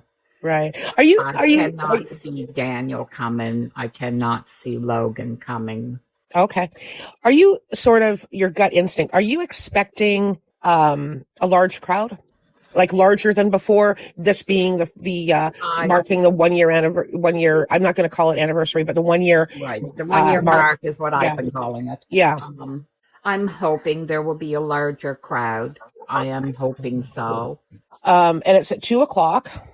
Do you know roughly how long it's going to go for? Is there a 2 to 5, 2 to 6, 2 to 3? Or usually it runs about between 2.5 hours. I don't think we have a time limit on it to end, other than when people feel that they want to start dispersing. That I don't think we had a time limit on it ending. Okay. And Kent was saying too that he wants people, if they're going and if they can, to take signs. Yes. Okay. And you were saying that you will have extra signs there or something? Yeah. Me and my family, we did up, let me see, about 14 to 15 signs we've got made up. Okay. And what do they say? Where is justice? Where is truth? Lily and Jack deserve answers. We want justice now. Mm-hmm. All those type of sayings of demanding answers. Correct. Yeah. Okay. And accountability. Mm-hmm. That have you now this is really big on my list. The what, sorry? I said truth and accountability is really big on my list. Absolutely. Now, the Major Crimes, as I understand it, is actually in charge of this investigation. Is that correct? That you understand? Yeah. Yes. Okay. Now, the Stellarton RCMP, for example, when you do Belynda, get any kind of an updates, or when you have any kind of communication with the RCMP about the case or the investigation? Is it Major Crimes that reaches out to you, or is it Stellarton that reaches out to you, or how does that work? It's Major Crimes that I talk to. Okay. And when did you last speak to them? About 4 days ago. And what did they say? Oh, the same thing Rob said, that they're looking at everything. Okay. But, they did state that there's a lot of stories on social media, and he did advise me not to pay attention to a lot of them, that they're only interested in what is a part of their investigation. Anything else doesn't mean anything to them. And what are the things that they are interested in? Oh, well, you didn't tell me that part. Oh, well, we were hoping, right? Wow. I'm assuming, reading between the lines, I'm assuming we all know what Anita's been saying. And I think the message he was trying to get across to me is anything that pertains directly about Lily and Jack, those are what they're interested in. Or Daniel, Malaya, they're interested in those conversations and tips. But other things like Anita's been saying of abuses that have taken place in childhoods and that has nothing to do with Lily and Jack. So they have no interest in it. Okay. I think that is kind of the point I took from them, because I did bring her name up. So. Okay. And let me ask you, and it was horrible. Did you, and Daleen was here that evening, did you see this outlier report that ended up being completely false? I did. Okay. Did you discuss that with him at all? What did he tell me? He said when people put things out and stating it's that they have the know or they're in the know, he said, trust me when I tell you those people don't know nothing. Okay. How would he know that? I don't know. We weren't talking about that particular report. Oh, yeah, no, I believe the report is entirely false and fabricated and maliciously created. That's my belief. I just told him, I said, well, I've been hearing about a lot of different experts that are out there stating different things now. And he said, my advice is the ones who claim to have all the knowledge do not. Okay, so you were talking in reference to experts. Yes. You weren't okay. So why I asked you the question, how would he know, is I'm sort of thinking upon it, like if, let's say, and this is all we could ever hope for. Let's say some random person simply shows up and they've had enough and they simply decide to crazily spill their guts, to say that person doesn't have any knowledge. Who's to know that? Oh, well, to me, like I said, my relationship with Anita is not good. But do I believe some of the things she has stated? I absolutely do. Like I said, I know what I know before Anita. Mm-hmm. So for her to know some of the same things that I knew, it shows me that she knows something. Oh, okay. I don't follow Anita. Now probably going back maybe a month and a half ago, I watched some segments of stuff. I did speak to her. And let me verify that I didn't actually speak to her. But we did, about over an hour messaging back and forth. That would have been in March. And after that, I didn't follow Anita at all. People showed me sent me certain stuff, and I was made aware of statements she had made and things she had claimed and whatnot. And it's like, yeah, okay. So the problem that I had with Anita was that what she told me in Messenger, she completely contradicted about 2 or 3 days later in a live. So I when I see that sort of thing, I give that person very little credence, because I don't know what is true, and I don't have time to weed it out. If somebody is going to, play silly buggers with this story, it's really unfortunate. I spoke with her since the 1st of February. Most of it was texting. We had maybe a half a dozen calls that we talked on the phone. During most of that, I found her very credible because, like I said, I knew some things, and she was filling me in on other parts of the things I knew. Okay. And then exchanging thoughts back and forth, and then her stating what she witnessed, what she saw, what she felt. It all seemed so believable, and I was so happy to hear somebody from Malaya's side of the family that wasn't looking at Malaya or Daniel. They were just looking at Lily and Jack. Right. And I really put a lot into hoping that she was going to be what we needed for this case. Mm-hmm. Yeah. Now, I thought one day I would get curious, and I went on her profile because I know a lot of people didn't believe that she was who she was. They didn't believe she was friends with Cindy. So I wanted to put some of the pictures out of her and Cindy to show people that they do know each other. Mm-hmm. And I had contacted Callie because I knew Callie was talking with AB and a couple of other ones. And I showed the pictures to Callie. I said, what do you think? Yeah. And at first she was agreeable. Then afterwards it was no, because they could be AI. And it's like, well, let me go back and see if she can find something with a timestamp onto it. So I did, and I told Anita, I said, I want to put these pictures out. So I said, I need one that has an original timestamp. The thing with Anita is Anita uses filters for most of her pictures. Okay. And just about her whole gallery is full of pictures, but she's always got an AI image. Right. Okay. And Callie didn't want to show them, so I said, fine. But then afterwards, Callie went out stating that I was stabbing her in the back because I was pissed off she wouldn't show them. And I just don't understand people. I do not understand people. Yeah. So then I started looking at her friends list, and I couldn't find anybody on her friends list, which I thought was strange. So I asked my stepson, can somebody hide a part of their friends list? I mean, I know you can kind of make your friends list private, but can you pick one or two people and have that private that nobody can see them? He didn't know. And I don't know. Yeah, I don't know either. Anybody know? Anybody in chat know? We're talking the about thing I did notice is Cody, Haley's man, I can't remember his last name. He was on her friends list. And I thought, well, that's strange. Wade's not there. Cindy's not there. Malaya's not there. Why is Cody there? So I had asked her, and she said, well, he wanted a job with her husband. And while it didn't work out, he wasn't hired. So he must have got on her friends list that way. And, well, I mean, I know in order to get on a friends list, you have to accept. So right away, I knew that didn't sound right when she said that. And I let it go. We talked for about another hour, but the next day when I went to contact her, she had me blocked. And I think it was 3 or 4 days after that I was told that she was on with Mike the Man.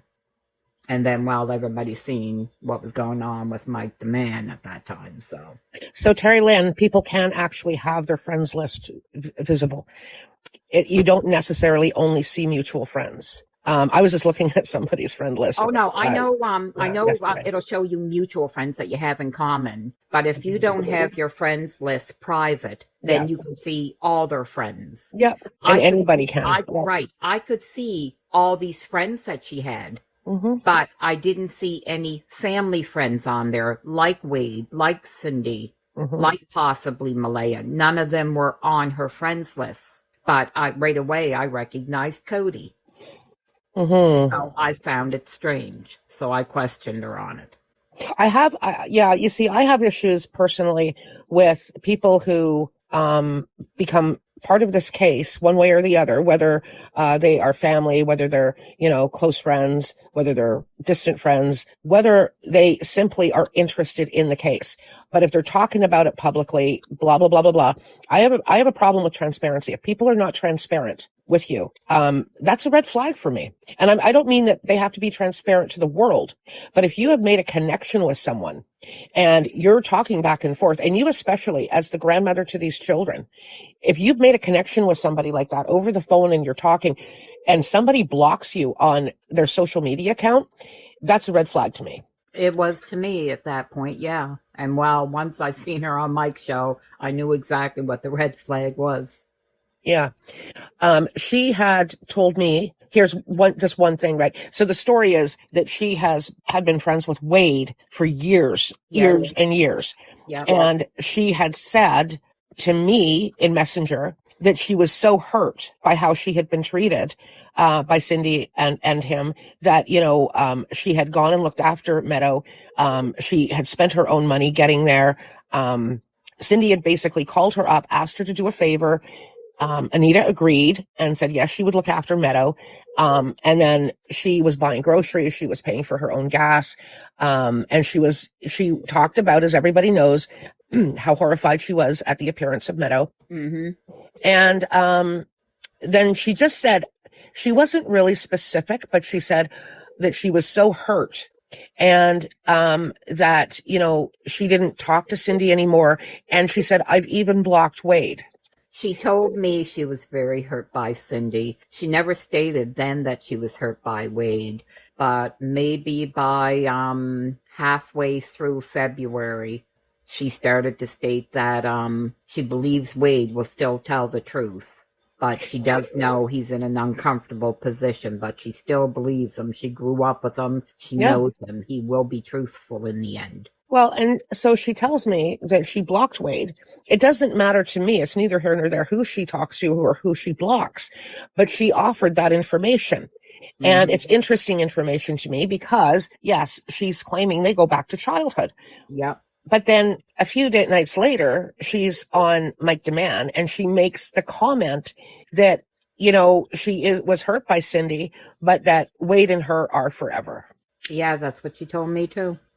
And I just went, yeah, okay. That was only one inconsistency and contradiction, between what she told me and what she said online. It was, but like I said, some things I know that she said, it did totally line up with things that I knew.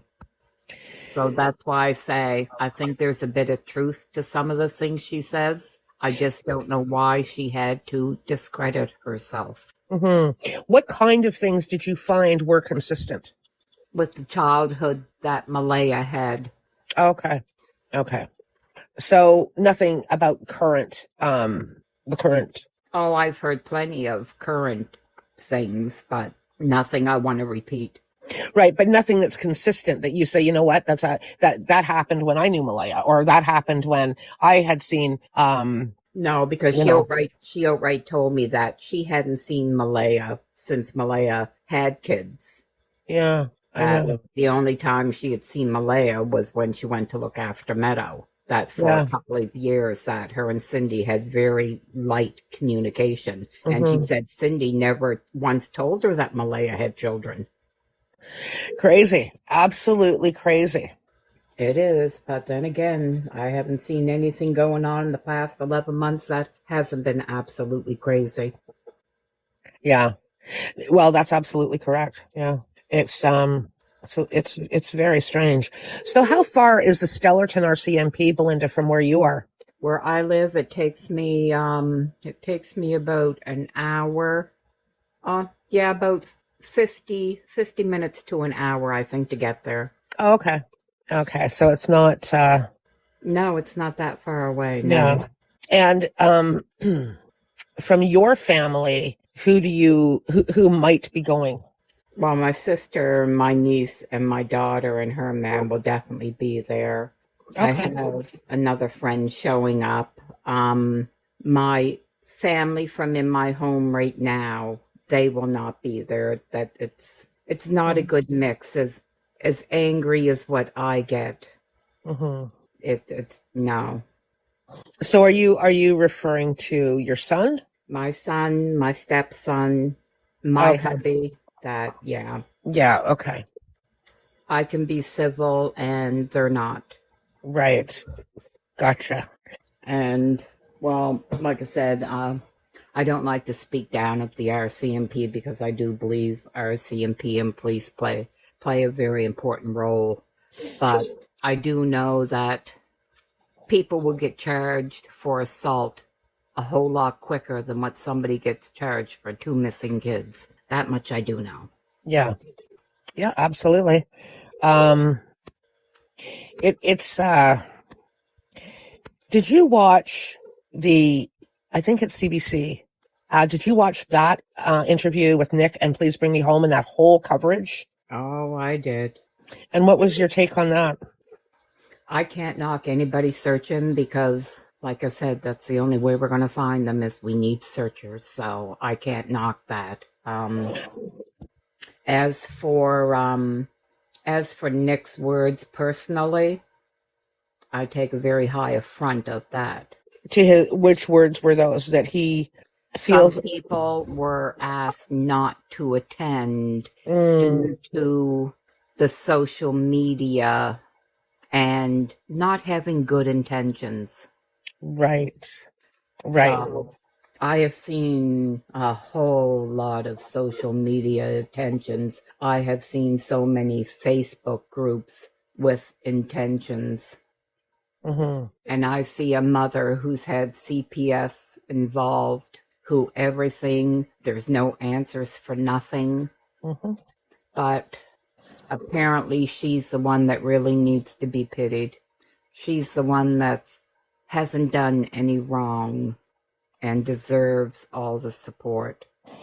I found it odd that Nick chose, and this was in the article, this wasn't in the interview on CBC, but this was in an article, and I found it so unfitting for a supposed non-bias volunteer, not-for-profit search group, for him to say that they're advocating for Malaya. I found that very strange. I found it strange. I understand me because I am going for guardianship, so I do understand that could make for high tensions, especially after the search in November. I mean, I did speak out about that search, so that did not bode well for me either. Mm-hmm. So I understood that, but I do know the relatives that I had there. I know his team at that time stated they definitely want them back because they were great in the woods. I'm sorry, what was that? The team he had with him back in November, there's a woman that's kind of like his right hand. She does a lot of the gathering and the putting together of stuff. And for the life of me, I can't think of the woman's name, but she was a sweetheart. Okay. And my daughter and her man were put into a group, and my niece was put into a group, and they were very impressed with their searching and stated that they would love to have them back. Yeah. And then they have the opportunity. Yeah. And then they can't. So I want to ask you, because if I'm understanding this correctly, on the last search, prior to that search, now this is the way I understand this, and this is important, people. I understand that there was some communication with the Malaya side. I don't know if it was directly with Malaya or Cheryl or whoever, but with some sort of a psychic. And that psychic was recommended to you. And that psychic talked to you or spoke to you and mentioned something about a mound of earth that you should be looking for when you go on the search. Do I have this correct? Somewhat. I could not search in the woods. I'm not physically able to. Mm-hmm. Neither is my sister.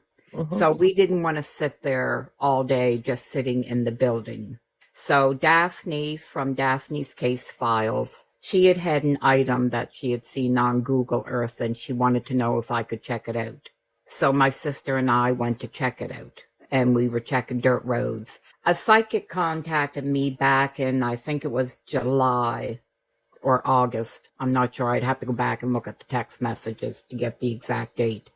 She never told me that she was in contact with anybody else. I know she had reached out to me a couple of times, and I didn't accept it. Okay. At that point in time, things were quiet, and I thought everybody was talking about it on the YouTube channels, about this psychic and that psychic, and I just thought, what the heck? What do I got to lose? I'll listen to her. Mm-hmm. So I listened to her. Some things she told me, it did kind of freak me out a bit. She told me she could see mounds of dirt. She said something like maybe a grader or a tractor pushed up, just mounds of dirt, and she could see Lily kicking at the mounds of dirt. Now, for the most part, I would love to be a believer of those things. I'm just not.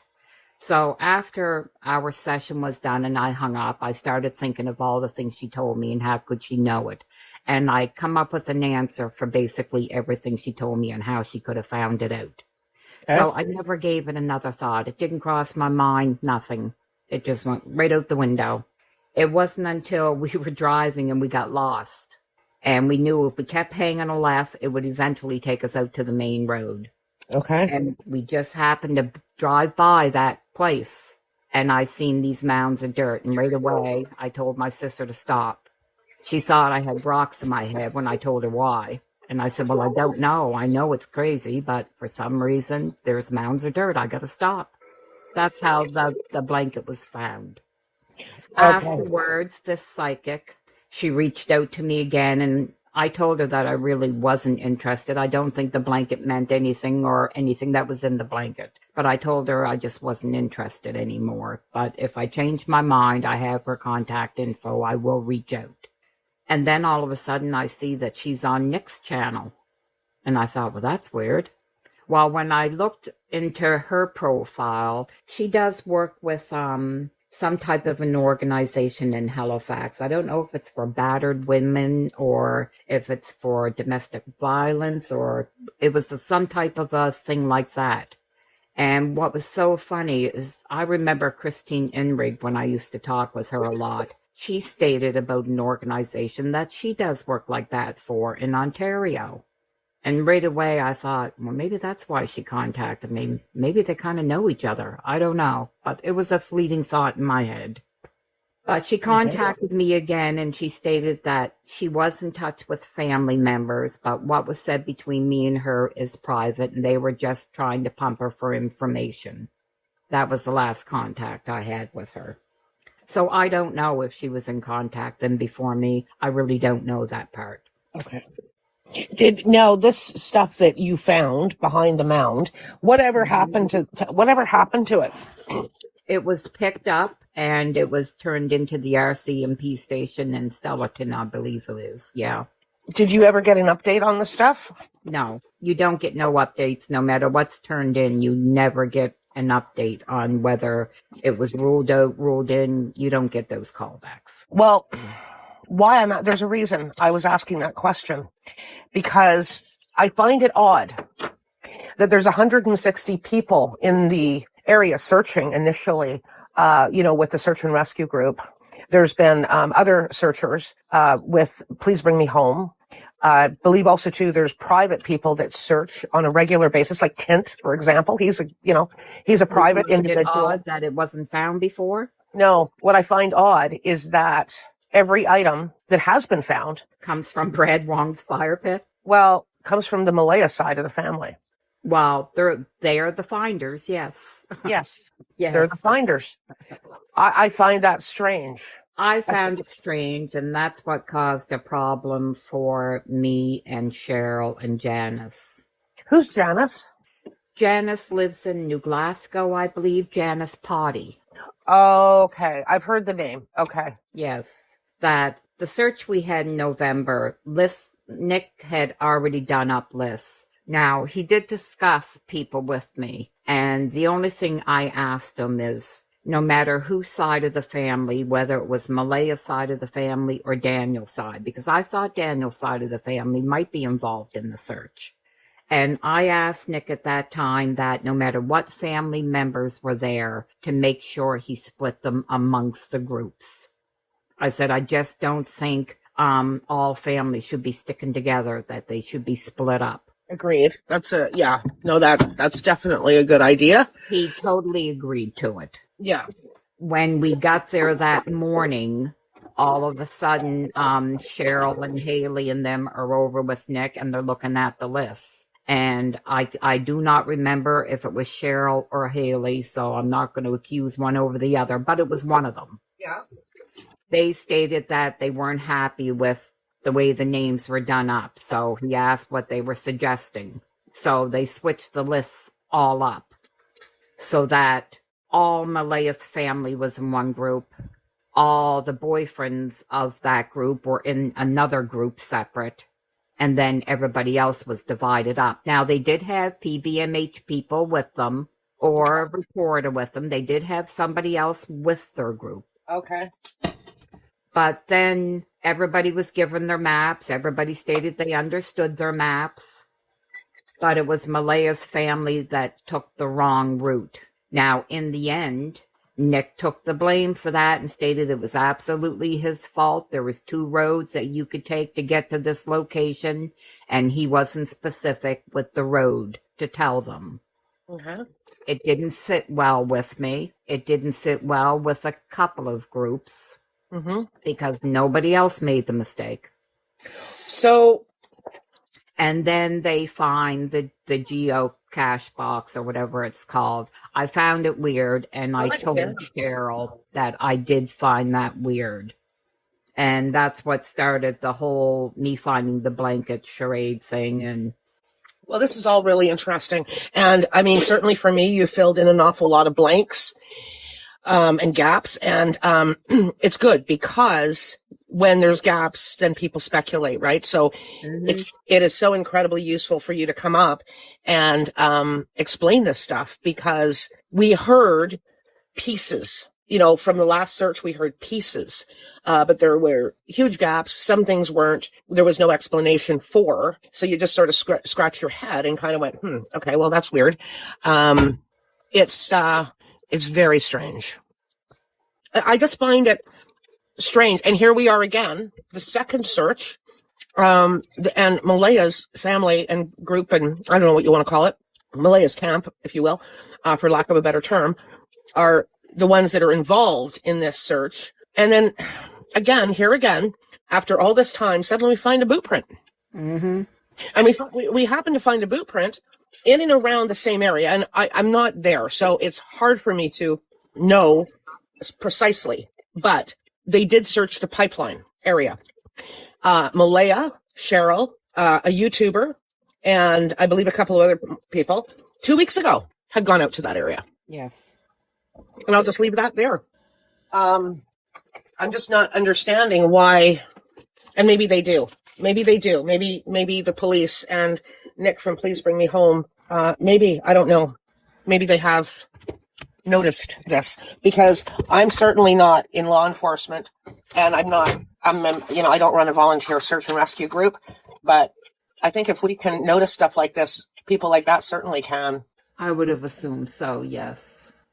I'm not sure if the boot print means anything. I know some people I heard were stating, well, we had a super dry summer, so the boot print could have been preserved. But I do know November, we had a lot of rain, because I know when our search took place, the water table was higher during that search than what the water table was when the children went missing. Right. So I know we had a lot of rain, and for the muddy patch where that boot print was found, that wasn't a big canopy of trees there. Most of it was like hardwood and alders. So right. I can't see that boot print getting a whole lot of protection that those heavy rains we had wouldn't have destroyed a print. So I don't put a whole lot of stock into the print. I'm not an expert at all. Like I said, I do not believe that boot print or any boot print anywhere could actually survive Nova Scotia, winters. And I live in a rainforest. I can tell you, I could put a boot print down. I might actually do it, just out of curiosity. But we have woods. I could put a boot print down in the woods maybe tomorrow, May 2nd. If that boot print was put down, say, in the fall, and we don't have a whole lot of rain in the fall, and then we get the freeze, yeah, there's a good chance that boot print will be there in the spring. Right, okay. You're talking a whole year, and like I said, we did have a super dry summer. There's no doubt about that. Right. But we did have a lot of rain in November. That's why I was so upset that the first date was canceled, because our water table was low, and I wanted so bad to be able to search with the water table being so low that the rivers were almost dried up. Right. And it rained just about every day in November until we had that search. Wow. Can I say something to this, Susan? Yeah, of course you can. I'd just like to say that, yes, we had a very dry summer last summer. And if that boot print would have been found last summer, totally explainable. But like Belynda said, we had heavy rains in November. Snow started early in December. We had no real cold weather before the snow set in. We had, well, I don't know what the official accumulations are, but I bet you we've had over 4 feet or 5 feet of snow fall accumulation this winter with no frost in the ground. And when it melted, it pretty much all went at once in a one rainstorm. And the rivers and everything flooded again, worse than what they were in November. So I can't agree with the boot print being there from last year. More than likely a couple of weeks before when other people were out searching around there. Mm-hmm. That's what I feel too. Right. Yeah, I think that we're all in agreement. I was just saying, Kent, I don't know if you were here at the time. I don't know. I find it strange that all these people have searched, hundreds of people and dogs and everything, right? And the only thing ever found seems to have been on the Malaya side. Do you know if anybody ever mentioned whether or not the other boot prints are still intact? Nobody's mentioned it. That's a good question, Chrissy. That is a really, really good question. I mean, why wouldn't they be if this one was from last year too, right? Well, I would think so, yeah. I mean, they would preserve the same. They're in the same area. They're in the same area, but the cluster is out in the open, and Nick states this is more into the woods under a bit of a canopy of trees. So this would be more protected than the ones out in the open. Right. The ones in the open could be contaminated by cats or deer or yes. bobcats or coyotes or... all the four-wheelers that travel it. Yeah. Yeah, that would be a good question, is whether or not the boot print cluster was as prominent as this one was. And like I say, it would almost have to be cement. Or someone like myself, a 400-pound man. Now, if that was my boot print... Now, we do have a lot of clay. Yeah, I can see myself leaving a deep enough boot print. But a 40, 50-pound kid to last the year, I don't believe it. Thanks. I don't know. This was a more desolate spot. Nick himself didn't absolutely state that he believes it's a child-sized print, but he did kind of state that it's something that he just believes the police should look at and they can rule it in or out. Oh yeah, there was no way that he was going to say it was from last year. Like he does, I think, have a little bit of a head on his shoulders, and it is interesting that it was found there too. Like all that stuff is, but it's a matter of when you're trying to portray it as being from. Because it could have been from any weekend after the snow melted that the people were out there driving their four-wheelers with their kids. I don't know. In my opinion, I think it's just too occupied of an area. I wouldn't consider a boot print anything, period. Oh, Kent, just to change the subject for a minute, were you able to pick up the lighthouse and that today? Yeah, I got everything from Notre Dame Tech. Thank you. Thank you on behalf of the family. Thank you.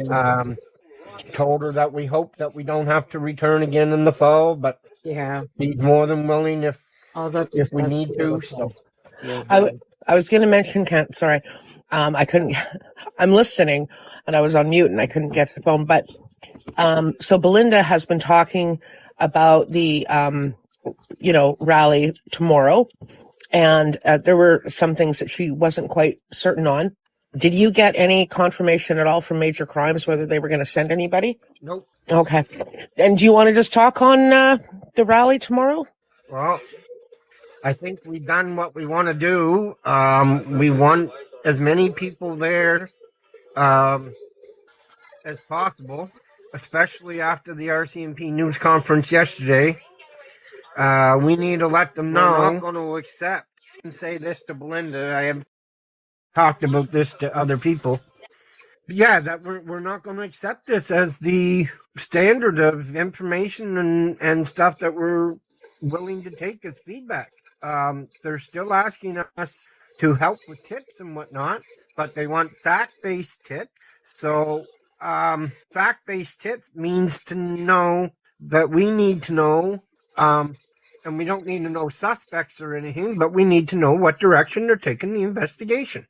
I think what he means by fact-based tips, though, is if any particular person knows or seen or heard something directly linked to the family on Gairloch Road, to the property, they want to hear from those people. They don't want to hear from the people that call and say, well, I heard from so-and-so who heard from so-and-so. I know. They want direct information. Right. I understand that. Yeah. I just find Rob's press conference yesterday disturbing. We talked about it last night on Professional. And it's fun. I must be the only one because it actually made me feel good thinking they definitely know a whole lot more than what they're saying. Oh, yeah. Well, everybody gets that aspect too. But also the like, if you just took it in entirety, his previous statement would contradict his next statement or his previous statement. Like, there's lots of things that once you pick them apart on the individual answers to questions, well, one time he tells us it's a criminal investigation, next time he said there's no criminality. One time they tell us that they're not having any future physical search plans being developed, and then the very last comment said it's likely that the kids are not alive. Like, what are you going to do? Just because they're not alive, you're not going to search for them no more? Probably so, in all honesty. They don't have the manpower. They don't have the money. So we all know what Lansdowne looks like. So unless they're given a clue that could lead them in the right direction, something verifiable that they know that they're not going to be wasting resources and they'll go and check it out, I think they will check whatever out. But I don't believe they're just going to randomly go and search areas. No, and I'm like, everything's got to be targeted. But here we are a year in, and I don't think, and this is just my opinion, I don't think Malaya or Daniel have felt uncomfortable over the last year from the RCMP. I think they've felt uncomfortable from strangers in public and YouTube and such. But I don't see how either one of them has felt any anxiety from the investigation for the last year. And one of those three people has got to be able to say what happened. They got to have some knowledge. Whether and I'm not blaming them, saying that they did anything or anything like that. And I understand, Molly, that it takes time, and I'm not asking them to come out and press charges tomorrow, but I do believe that they can better direct and at least rule one thing out. Totally rule one thing out. Yeah, like you start the process by eliminating stuff. Right. Not, and like it's almost guaranteed. It sounds like they've given up any chance of it being an abduction. So if you're saying that, if you can say that there's no chance of an abduction, then it doesn't hurt the case and say, okay, we're taking abduction off the table. Right. But then, I don't know, I'm not sure how police systems work, because I do know, and I've been told by people that apparently they know more than I do, that police like to leave things in cases like this as missing persons because it leaves it wide open for them to be able to search as frequent without having to have search warrants, that it broadens their scope of being able to get evidence. Whereas if they do narrow it down to say, let's say criminal, well, then anything they look into, they have to have proof in order to be able to get a search warrant, and things become much more difficult. But I think that's what I was told. Yeah, and it is that way.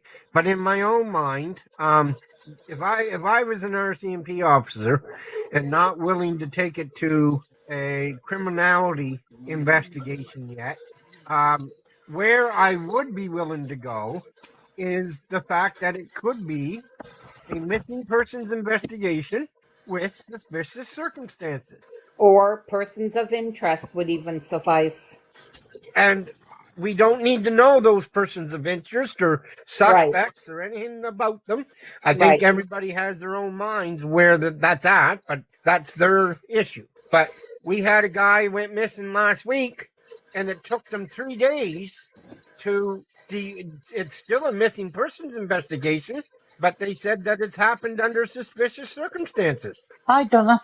They did it. So just so you know, Kent, right in the very beginning of this investigation, they absolutely said it is a missing person investigation, but that they would not. How did they word it? They do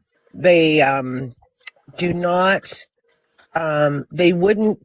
What the hell did they say? Anyway, they said it is suspicious. Well, he was specifically asked that question in the press conference yesterday, and he wouldn't answer it. Which well, is I don't know. More than what he did the first interview, because the first interview he did answer it, but he wouldn't answer it this time. No. Yeah, it's weird because, I mean, he said that right at the very beginning of the investigation when the kids went missing, and major crimes came in. Because I believe it was one of the newspapers. I think it was. It is a missing person investigation, but I will admit it is also suspicious. Definitely should be classified as suspicious. And that doesn't change anything as making it easy to get their warrants or the scope of their warrants or anything like that. But it means to tell, and by saying, if you were saying that, that also eliminates the factor of a possible abduction, which they're ruling out. There are no signs of it. Okay. Who got their fan on? Well, anyway, it's personally, I found an issue with his demeanor. I did not like the smiling and the chuckling. I thought it was highly unprofessional. But if other people didn't, I've just never seen that before in a press conference held by, a staff sergeant or anything like that. Don't get me started on his demeanor. It pisses me off. The demeanor that he went through the entire press conference for and then had the gall. Oh, I'm surprised because he's been giving interviews all the way along and I've never seen him behave like that. No, it's very odd. I've looked at that time and time and time again today and I thought you smirked. Weird. And that's the end. And I just couldn't believe how he acted, the smirk on his face, the laughing. No, I'm sorry. No police commander or witness or whatever speeches has ever done that. Never. I've never seen it. Not in a serious case involving children. I am different than all you guys, I guess, because it made me feel like he was very confident in what he was doing. He was very confident in the way things were going. Yeah, it wasn't so much what he said, it was how he said it. It was his demeanor that was very not good. But Belynda, if you know what, you're the grandmother of these children, and you're the person that deals with these people.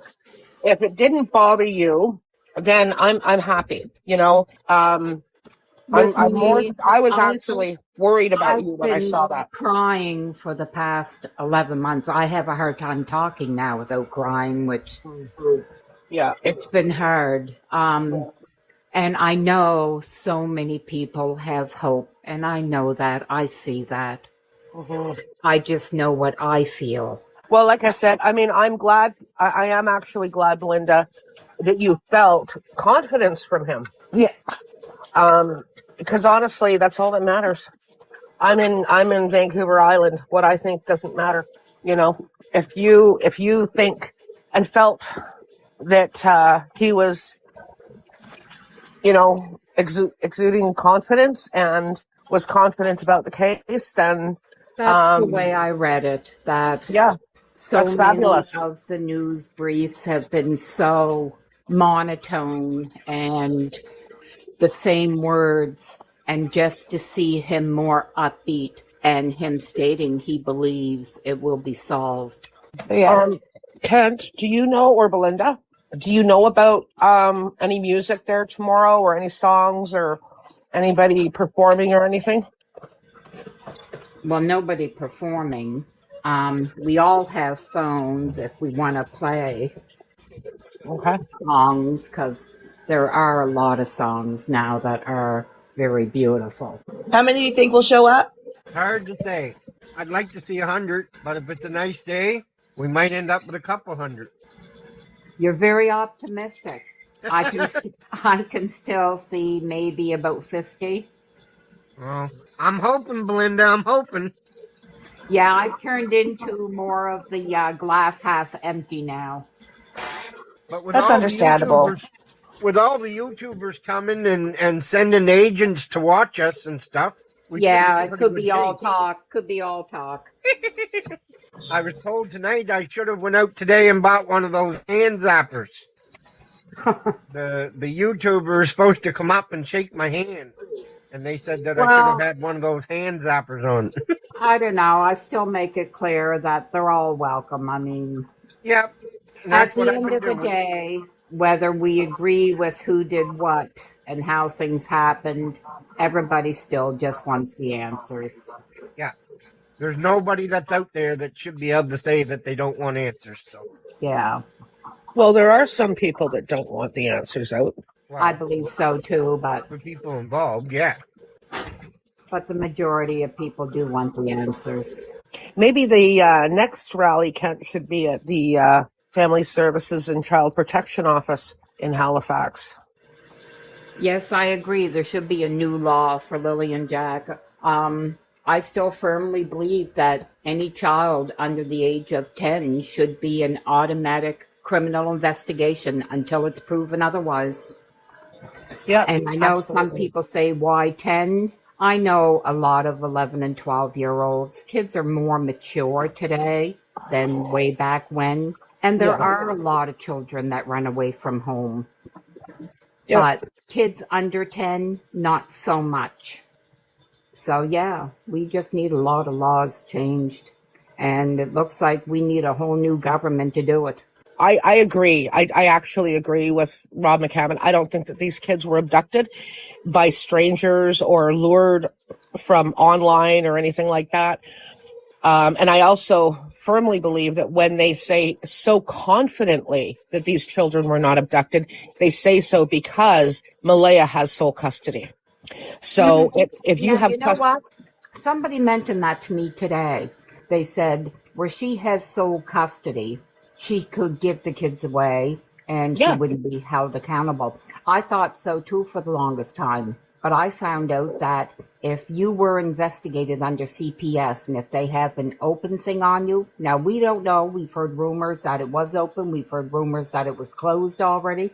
But if it's open, she does not have the legal right to disappear the children without notifying CPS first. Correct. No, that's absolutely correct. Yeah, she can't run with the kids or anything like that. But if she had wanted and made the decision, which I understand she did, she had done in the past, to say, the kids are going to go and stay with Auntie May for, 6 months. And then, and if she informed CPS, that would have been fine. If they have an open investigation. If they don't, she can do whatever she wants. And it's not abduction because she has complete sole custody. So she can make those decisions, herself without actually, telling anybody. Right. But she did call 911 and say they were in the woods.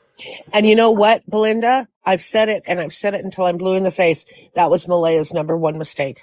That's what Janie says. Yeah. But I don't think that's what happened. I don't think that's what the mistake was. Okay.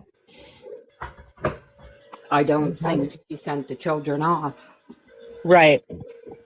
But But having said that, even if it was there was an accident or there was an incident and these children perished due to neglect or something even more nefarious, and they got rid of them, it would be kind of interesting how long they could have actually gotten away with it had they have said nothing.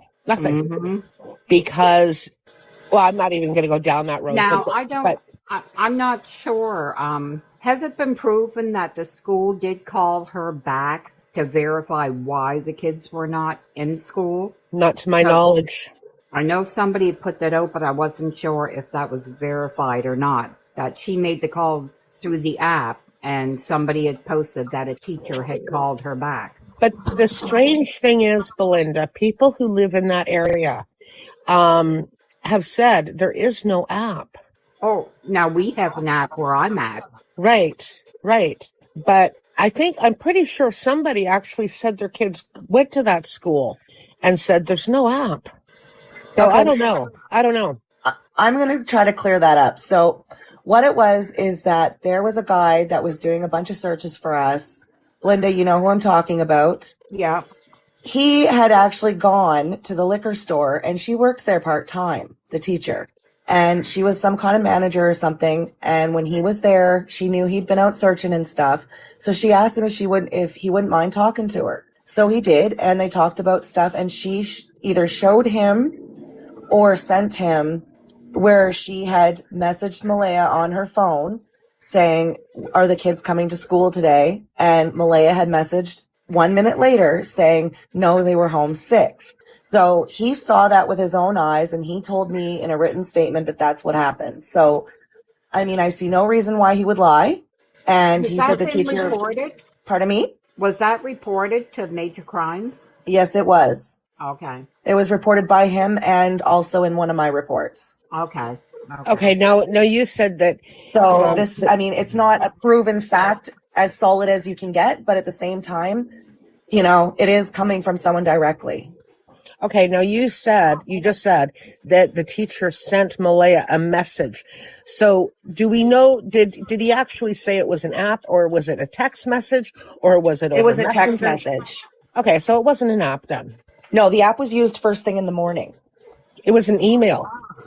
Isn't it an app email thing? Like we had it too when my son was in school. Oh, there's a name for it. There's a name for, and I used to know the name because we used to have to access it when I had my stepdaughter here for going to school when she missed. But I can't. It's a portal. It's a school portal. Yeah. Okay. Yeah, you can directly message teachers back and forth, and then you can also register absences and stuff. Okay, because what came out right in the very beginning of this investigation, and I remember Daniel mentioned this, and he called it an email, and he said that Malaya had emailed the school to let them at 6:15 or whatever it was, to let them know that Lily and Jack were not going to be at school due to illness or whatever. And somebody had asked him, I remember this vividly, someone had asked him if he actually physically saw the email, and he said, yes, I did, because, I don't know, it came back with some kind of verification that it was sent. Yeah, he got the notification on his phone. Yes. Now, he told me that on the 17th of May, and he did not show it to me. He might have if I had asked, but he just held his phone out and stated that I've got the message right here. Right. He said, because they messaged back. Yeah. And that would have been if it was over email, it could have been an automated response, because nobody's going to be sitting in the office at 6:15 a.m.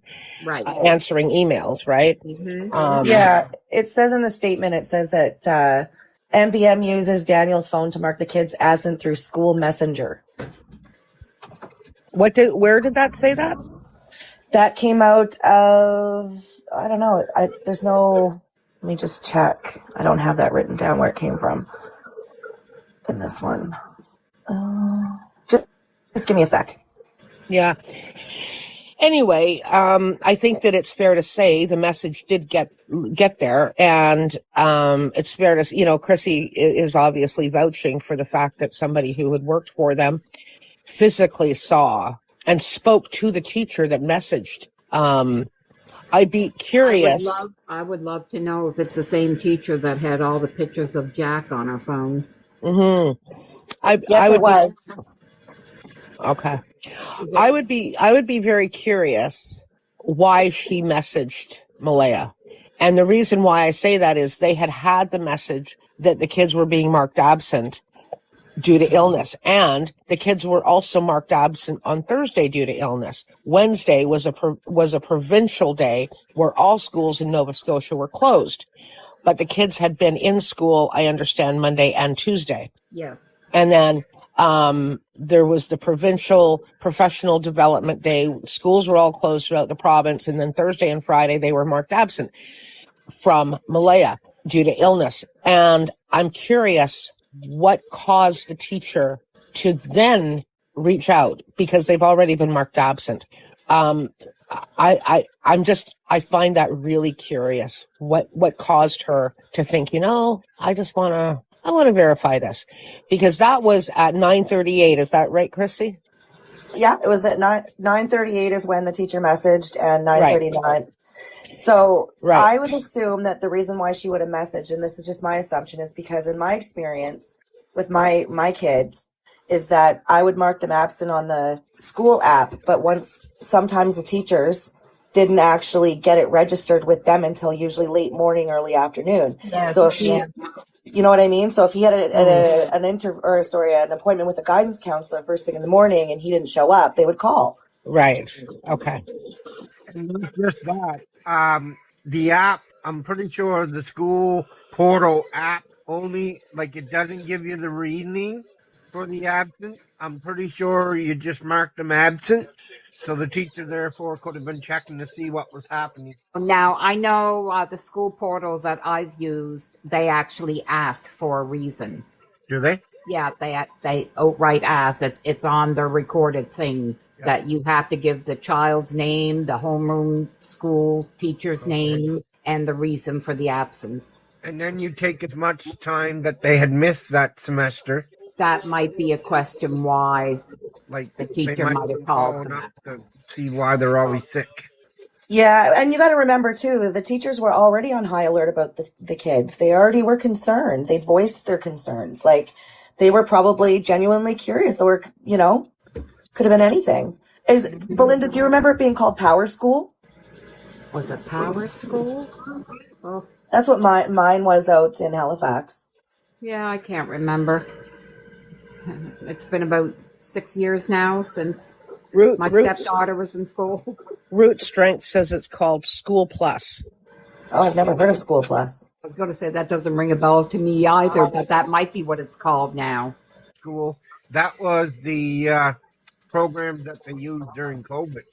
No, it's the Parent Guardian portal. It allows you to see your kids' grades, their assignments, schedule attendance. Yes, and any functions that are going on in the school. Yes, yeah. It's a platform where you can look up anything for the school. Yes. Yeah. Okay. Yeah, so I think just out of genuine concern, you seen the teacher, she had pictures galore, I think they were genuinely worried. I was told that she was quite emotional when she was relaying her information and very concerned, and apparently where she's been since. She was very emotional at the first vigil. Yeah, she sounded like she had a big heart. Yeah. Sorry, who is that? The teacher, I think she was specifically Jack's teacher. She was at the first vigil. She came over and introduced herself, and she showed me all these pictures. And she showed me Jack touching one of those electric lights that when you touch it, it makes the bolts come to the glass where your hand is. Oh, yeah. And she asked him what he was doing, and she recorded this was a little video skit, and he told her that he was making monsters. Daleen said, Belynda, the reason we didn't hear more is she stopped working at the store and he lost contact with her. That's really too bad that I would have liked to have gotten some of the pictures from her. Maybe she will be at the rally tomorrow. She wasn't at the last vigil. Oh. I didn't see her anyway. Anybody know her name? You don't have to say it publicly, but maybe give it to Belynda. And, you could maybe try and see if you could hunt her down. Yeah, we do have a name. Okay. If you got a name, Belynda, you might be able to just call Salt Springs School and ask to talk to her. And I did reach out to her once, and she never responded. I reached out to her on Facebook, and I think now her Facebook is gone. Yeah, it's a long trail of people who have been very, very impacted by this. Yes, it is. How many signs did you guys make? Pardon? How many signs did you guys get made? I've got between 14 and 15. Oh, nice. Make sure you take lots of pictures, eh? I'm going to get now Kent's going to do the live, but I'm going to get my daughter to video record. Oh, great. But on that note, I want to bid everybody good night. I love it that you're back on the channel, not for the reasons, but thank you for being here. It's been a minute. Yes, it has. And thank you for having me. And hello, everybody. Yeah. So hi, sweetie. Is your daughter here? Yeah, I just seen her name up there. Oh, okay. Because I saw someone say to Chelsea. Where's Chelsea? I was probably on the other screen when she came in on there. Oh, there she is. Hey, Chelsea. I feel like I'm more your daughter than Chelsea. Just saying. Sorry, Chelsea. Move over. There's a new kid in town. I'm just teasing you. You had a great Mother's Day, Belynda? I actually did, yes. With Chinese food? With Chinese food. It was nice to get out. I bet, I know we're going to get into, your post today with regards to, Daleen, the lawyer, and that in a minute. But I do want to, what do you want to talk about first? Do you want to talk about that? Or because I do want to ask you overall about this past year and everything. What would you like to talk about first? This past year has been a whirlwind that I never thought in the beginning when I come out and talked with you when I stated the words that I didn't want their names going quiet. Mm-hmm. And a year later, and I see so many other channels that have come on board, all the AI ones, some other ones that have been here for a while, and I see all the chaos, and I think to myself, I don't know if I started something that turned out to be not good in wanting everybody to keep Lily and Jack's story out there. But don't tell yourself on that. Go ahead. I've heard from you that apparently this happens in a lot of cases. Yes. It's definitely been an eye-opener. You've learned a lot throughout this. Absolutely. I'm sure in every which way, shape, and form. But at the end of the day, I'm always about that things happen for the reasons they're meant to happen. I try to tell myself that. Some days it's a little hard, but I still try to tell myself that. Yeah, a lot of days I'm sure are very hard. But I just said, because I know that you've been through a lot throughout all of this, ups and downs and all arounds, and people, lately I've seen, obviously people attacking, but we're not going to talk about him. All I think about is, how is it that you keep going? I know you have to, because you know what I mean? It's like, I know you need downtime for sure. Are you getting any downtime really? In my mind, no. Do I force myself out of it? When I have my granddaughter, I force myself out of it. I had a hard time at first because my mind was still racing, and I realized that I can enjoy her right now, so I have to stop everything so I can enjoy her. What you need, right? It's only fair on yourself and your family. It is, but on the same token, it's hard to shut it off. It actually gets I find it harder to talk now. Yeah, explain if you That want. I watched Malaya go search. I hear Daniel talk, and it seems they're finding it easier to do it now. I find it harder. And is that because you see them seem to find it easier, that it's upsetting to you because it's almost like being complacent, or what? Maybe a little bit of that. Okay. But I actually thought the more I talked, the more I could get the emotion out and I could be more calm. But it doesn't seem to work that way. I get more upset. I get more angry. Yeah. But then I know that you didn't expect to be here a year later, and still, but during that time, anyone really would kind of change, their emotions would change, and I would see it being more as anger and frustrations. I don't know. It is. The online community has, as much as what I don't even have the words, because we're a year later and every night I can still find their names out there. Mm-hmm. And that means everything. But I've seen so much hate, so much sidetracking, so much chaos, and I don't understand that. After all this time, that seems to be getting worse.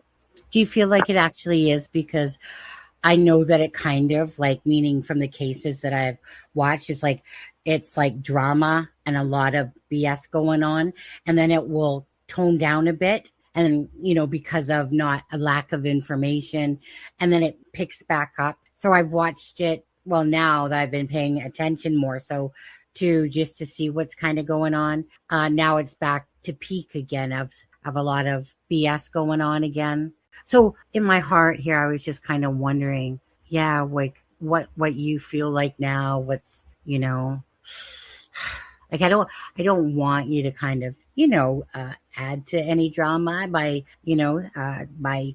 saying that stuff that doesn't really matter in a sense. But I always will want you to speak from your heart, what you do want to say, with whatever, to be honest. I haven't changed my opinion on what I feel and think. That hasn't changed. I don't dwell on that as much because I do believe the RCMP will put that together. Yeah. With me, it's more of, I don't understand everybody else. I don't understand how it can't be looked at to know that this is 12 months. We're going into 13 months. And, and I know that there's others out there, but I'm speaking of Belynda, because Belynda's the one that has my heart when it comes to Jack and Lily's case. But I do feel for you for all the crap that goes on with cases. I hadn't seen them for 18 months, and I listened to Daniel talk about Jack and talk about Lily. And I hope what he says is true for how they were, what they like to do. Yes. Yeah. Jack, he was still a baby, and he was so quiet, and he played with a toy at a time and studied it. He was very into himself and just studied everything. Lily, like I said, she danced circles around you, always smiling. She was always living in a make-believe world. And from what I can gather, she was a prima donna. Right. Yeah. And Jack, from listening to Daniel, he was a little nature boy that I think he would have followed me around the yard, I know. Yeah. What was my point? Now I lost it. Shelby was Malaya's best friend. Oh, like Daniel, he's been saying your name a lot out of his mouth, I know. Because he was never talking like that. And now all of a sudden I hear him, and saying this. Now, do you I don't know if I want to ask you this, to be honest. Probably just let it lie, about. Well, what I was going to ask you is, are you taking that as like, more like pretending in it? What's the word I'm looking for? I've kind of learned that I don't trust anybody, to be honest. And I always wonder what the motive is for somebody doing something. Well, is that those children, regardless, their words basically disappeared. Well, they did underneath their supervision. And that's the bottom line of it. There's just no ways around it. Like, Malaya could have, should have, would have got up. Daniel would have, could have, should have got up. Bottom line is, 2 children should not be taking care of themselves at those ages. It bothered me that I never heard either one of them say that at any one point in time. I know Daniel did later, but it's too late. It's too late for me. Yeah, that's how I feel about Malaya. Now, did you want to talk a little bit about that, like about the working together stuff, or the working together stuff? Just common goal. It is. I don't even know where to go with that. I don't know if it's even a working together.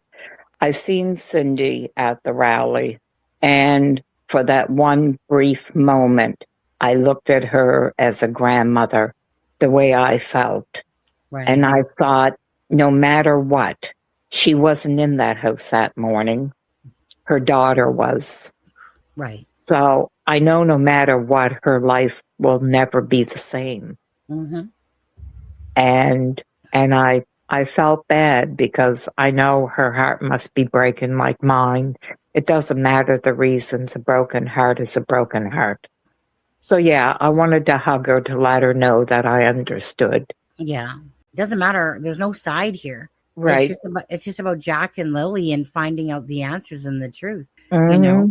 That's kind of how I look at it. I don't want to involve myself and talk about their, crap that's going on the other channels and stuff like that, to do with that stuff. But I'm just like, let them go at it. If they want to put themselves as public spectacles, and it might have a chance of, someone throwing somebody underneath the bus with information. So go ahead. Maybe that's the purpose. I don't know why half of them do what they do now. I know, honestly. And that's why that stuff really doesn't, I just don't let that stuff bug me, right? I know you're in a different spot than I am in certain ways, because like I said, I can turn myself off and on when it comes to doing lives and stuff like that. You're living this nightmare and the bull crap and stuff like that that's gone on every single day, right? I don't even know how you're, just not mush. Oh, I'm sure you are. But a good many days, yeah. Yeah. Okay. We'll come around back to this I'll put your post up, share screen. And where do I got you here? Got you right here. Okay. So there's your post. Here, I'll just make that bigger for a second. One sec. Okay. And Belynda says, I would like everyone to know that after much discussion with my lawyer, Daleen Thomas, it is time for me to seek new counsel. She no longer represents me and my guardianship. She will do her best to help me transition this. She has gotten me this far, and I want to express my appreciation and gratitude for all she has done. I am still moving forward with what I feel is best for my grandchildren, Lily and Jack. I also want to thank you all for supporting my cause and for all the love shown to Lily and Jack. Thank you. And of course, you got the beautiful babies. Just also blending purples and pinks, and even Jack on his shirt. Oh my. All right. So you put that out today. And how would you like to talk about that or reference it just to explain it to the people following the case? I have decided that I need a lawyer closer to home that I can meet one-on-one with. And with everything that has taken place online with Daleen representing me and all the chaos that was created over that, I need a lawyer that nobody knows, and that way nobody can say nothing. Yeah. Well, I personally feel like this is a good choice to make and have somebody that, has no play in the game of online stuff. And Right. it's just a separate. At this point in time, yes. What a lot of people don't seem to understand is when a lawyer works for a law firm, they have their own investigators and everything that do everything. When somebody is a private lawyer with only themselves and maybe an assistant, they have to do a lot of the investigation themselves unless they have a fair bit of money backing them up. Right. Her investigating has caused a lot of drama. Every time we thought we were getting a step forward with things, there would be a whole new line of attacks. And it's become overwhelming, not just for her, but it's become overwhelming for me. Yeah. So we decided that it is best that she steps away and I get somebody that's closer to home. Mm-hmm. Thank you. And I wanted to make it clear, I stuck with the GoFundMe. They do take a small percentage, but I wanted it to be something that everybody could see and that I could show, because the GoFundMe place itself, if somebody changes their mind and wants a refund, the GoFundMe will allow that. And to keep the record of all the money that people can see. So. Okay. So do you prefer it to go through the GoFundMe, or if somebody wanted to send you an e-transfer? The only thing with an e-transfer is the GoFundMe is put into a separate bank account because I don't want it attached to any of my day-to-day banking. So it has its own bank account. Mm-hmm. Yeah. Okay. And my e-transfer that I use is hooked up to my regular bank account. Right. And you just want to keep everything on the up and up. Right. And, that way, and structured. And I get that. Yes. Absolutely. Right. Because like I said, it's going for that specific purpose. Yeah. Yeah, I don't often post it out. There's been so much controversy over the GoFundMe, the fundraisers and everything. So I just kind of just let it sit there for a while. Yeah. And I get that, honestly. I just, like I said, there's a lot of good people out there that know exactly what this is about, who you are. And there's those people that always try to take away from things and stuff like that. And so, hey, tell those people that don't want to, don't. Tell the people that do, thank you. Right. Well, that is what I try to make clear. Yes. Yeah. The ones that usually bitch are the ones that never donate to nothing anyway. That's typically how it goes. But bottom line is that, again, if I can help support you and put this up and stuff like that, I'm going to do it. I don't care. Thank you. I appreciate that. Yeah. I get a lot of support online. I have a lot of people contacting me, and it does. It helps. Can I veer off this, or do you need to add more to this? I know no. Okay. I was very stunned at the 1 year memorial vigil, whatever you want to call it. You appreciate the fact that all the people that worked hard to put it together, and then you and Kent and a constable, and then, what was that other guy called? Not a mayor. He was a warden. Warden. That's the word. I couldn't think of the word ever. And then this precious little girl gets up there and speaks. Yeah, Janice's granddaughter, I believe it was. Is that who? Okay. So just to ask you though, I was literally in shock that nobody else spoke.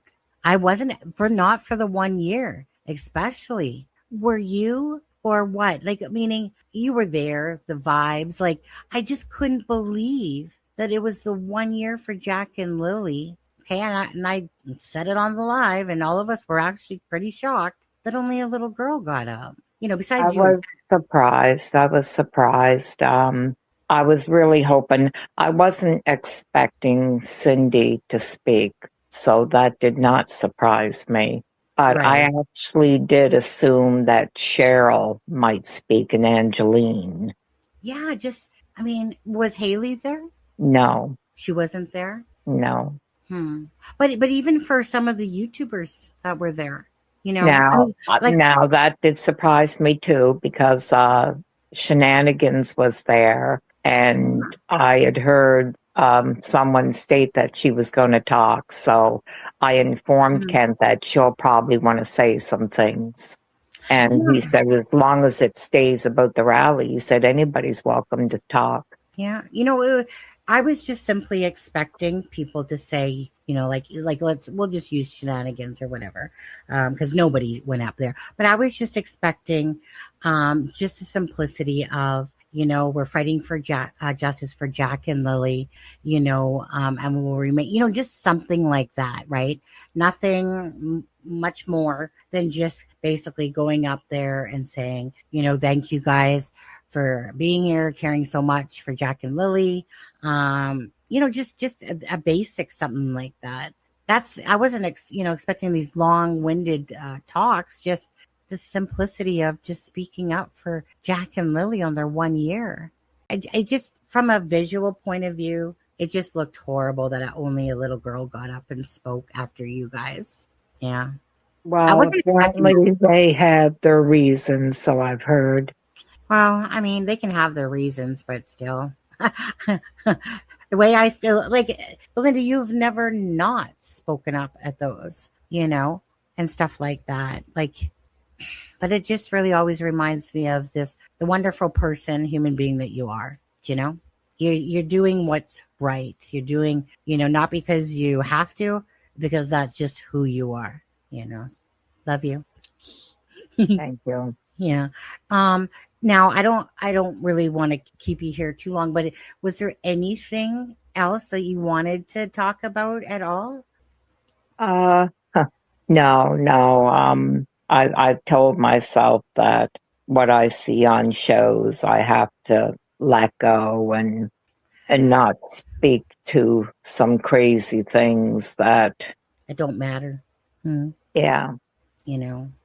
Because I was going to ask you, over this time now of the year, like I said, there's probably been some really good people in your life and some really shitty people that ended up being in your life. There's this, tell me if you've ever heard of this poem, A Reason, a Season, a Lifetime. Have you ever heard of that poem? No. Bottom line of it is that some people come into your life for a reason, a season, for just a little bit, and maybe you gain something from it, learn something from it, and then they leave, right? So it's or a lifetime, that they impact your heart, that, like I said, for years on, your friends and stuff like that, because they were somebody special. So that's the whole point of it. Some people come into your life for a small moment, more like a medium moment, and then say like a larger moment. And it's all about the fact that whatever the reason is, you cross paths for a reason, a season, or a lifetime and stuff like that. I heard of that one such a long time ago.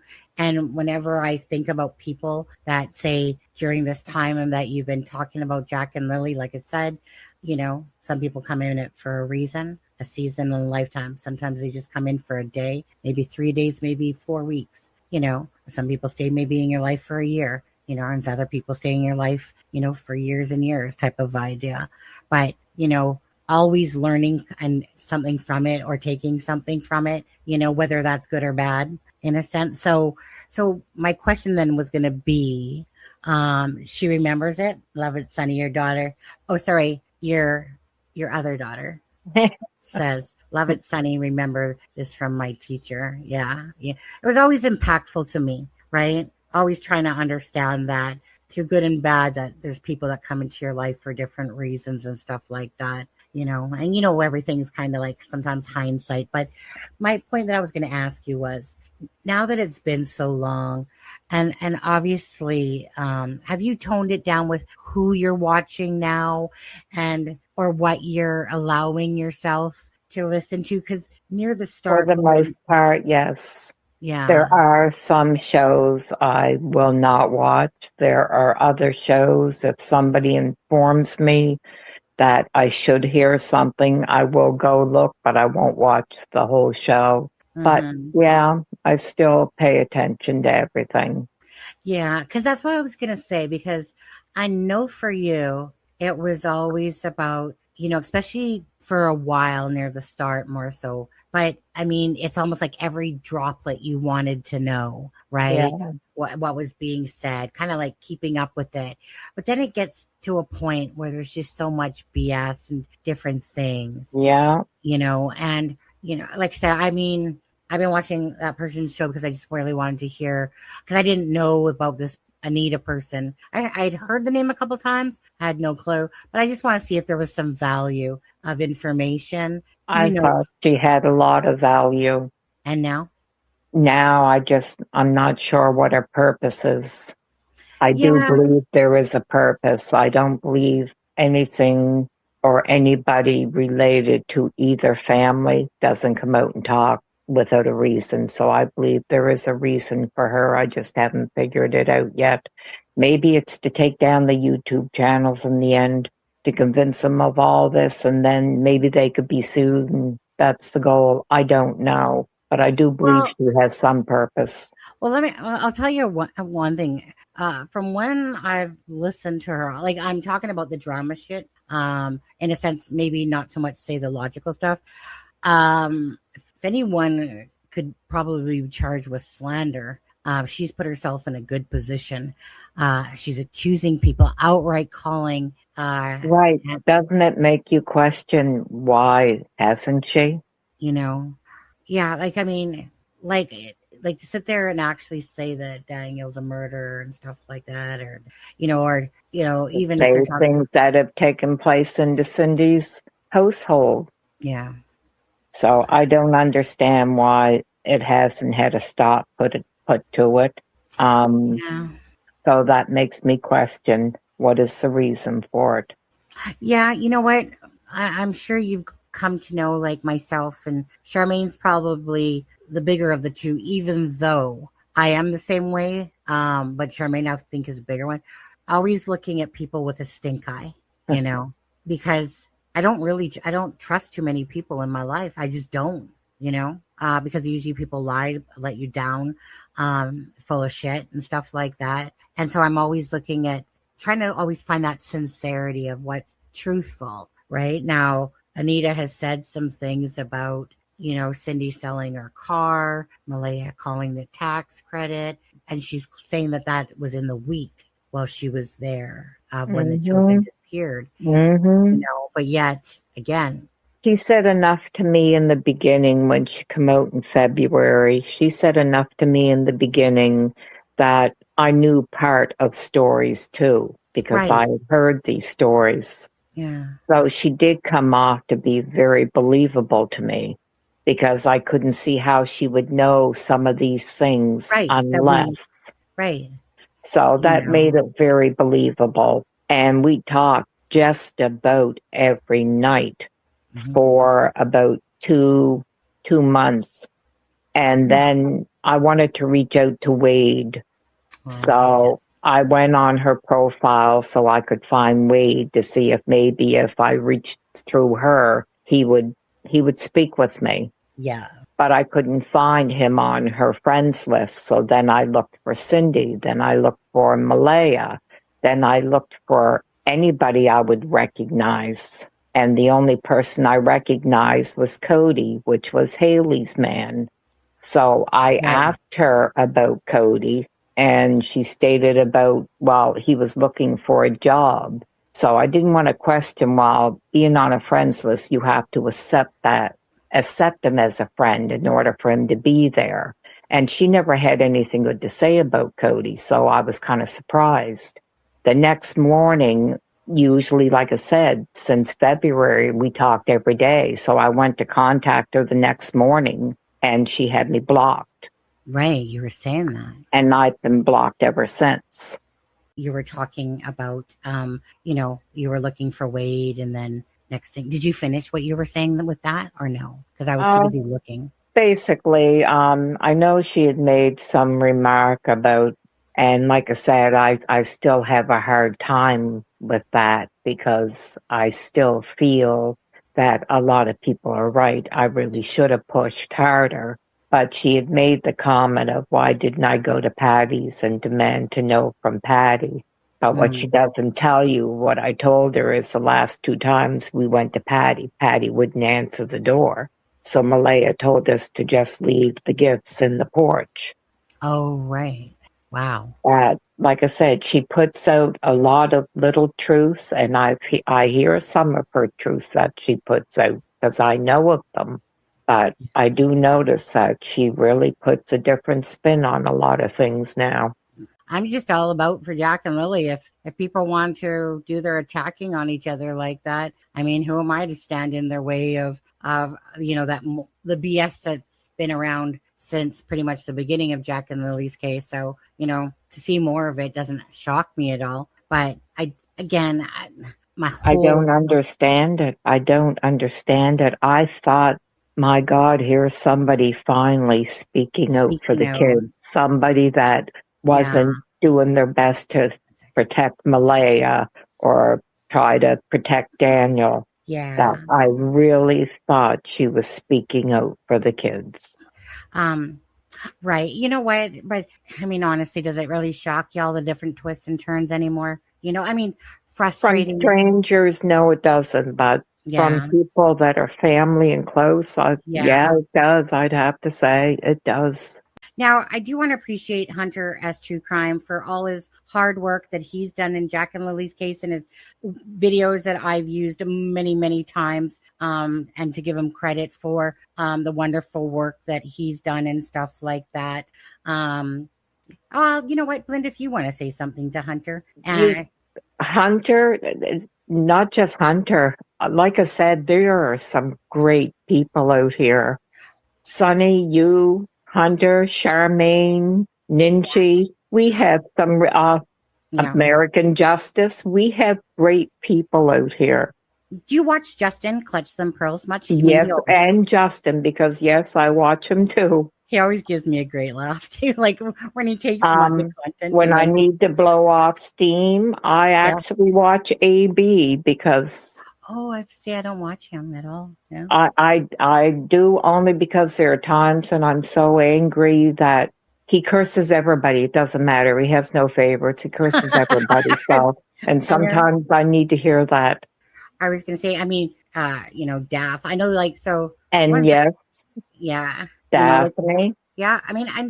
Like I said, I got no beef with Shanann myself at all, whatever. Again, each to their own, what they do, just the content and stuff like that. But I did want to go back. So Hunter, thank you so much. And Nova, sorry, my bad. See Nova too. Yeah. But, I wanted to ask you, if you don't mind, about Ninchi. I caught her first live the other day, actually. I think she does a really good job analyzing. There's obviously... she is. Yeah, she's really good. Yes. She must be a profiler of some kind or something. She must be some sort of psychologist or something. Well, she says it's her ADHD that makes her hyper focus on things to pay attention to little things. Oh, okay. I always just go with my gut feeling on things for sure, but just like saying Ninchi, right? Not everything she's saying, of course, is going to be accurate, but she does a very good analysis. Like when I'm listening to her on those things, like you said, that you just, you catch and whatever. She does it very well, so I don't always get to watch all her stuff all the time for sure, but I've definitely watched quite a bit of it. I just have to, are we missing anybody? I don't think so. I've never watched AB. All right. And that was simply because the first time I even watched him, he was reading something that was putting this channel down. And then, so of course he made a derogatory comment and whatever. And he does it just about every show. He puts somebody down, but like I said, besides that, I've literally never watched the dude. So, but hey, honestly, I don't know if he cracks you up and, has no mercy on anyone. Oh, right. Because he's the one that said he was going to push Kent down in a wheelchair on the thing. Well, like I said, I can't say that I totally agree with him on a lot of things, but when I need to let off steam, he does it. Yeah, and honestly, that's probably where I go to Justin's channel for that, because I mean, he always cracks me up with some of his little toys that he puts up there, like bullshit. Like he's been going over the Daniel's 9-hour live for the last few days or whatever like that. The case against Daniel that's going on, could very well be one of those cases that they're doing it for the exact reason of do something for a smaller part of it to get to the bigger part. And, who knows? Could be a lot of truth to that. Yes, Mike MX. Who's that? Mike. I've heard of him. You actually want to check him out. He does these short little ones. Does he has such beautiful poetry for Lily and Jack that it is, it is really, really nice. Yeah. I do recall seeing him in my lives before, and I had watched a few, I would say tops. I do want to say I even watched the MOS ones. I know there's 3 or 4 of them now, so I can't remember what the rest of them are all called. Is this channel that Charmaine was getting blamed for, this monster? Yes, Monsters of Sabotage. Yes. What's that channel about? Because I've not watched it.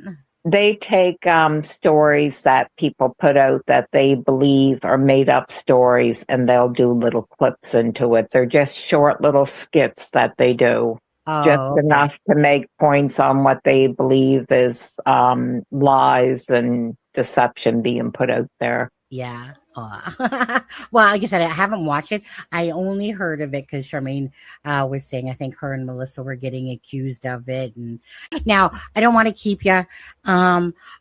So was there anything at all that you want to say? Like, I hope that at some point again, Belynda, it's been a long time since you've been up on a live. I know that you've been in and out of channels. But I hope at some point, that you do, come back up again whenever you want to speak. The door is always open anytime you say it to me, regardless. But, just whenever, next time bring Chelsea with you, eh?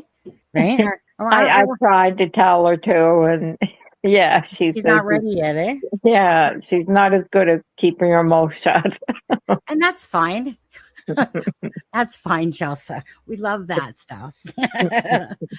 It's like I said, if anyone wants to put their name or my name in their mouth on their channel and stuff, I don't care. Like, I got free will to talk and say what I feel and think and stuff like that, and so like I said, that stuff doesn't impact me. It's just Jack and Lily fight for justice. But yeah, I would like to thank everybody for the donations and for supporting me. And it is amazing how many people love Jack and Lily. It really is that.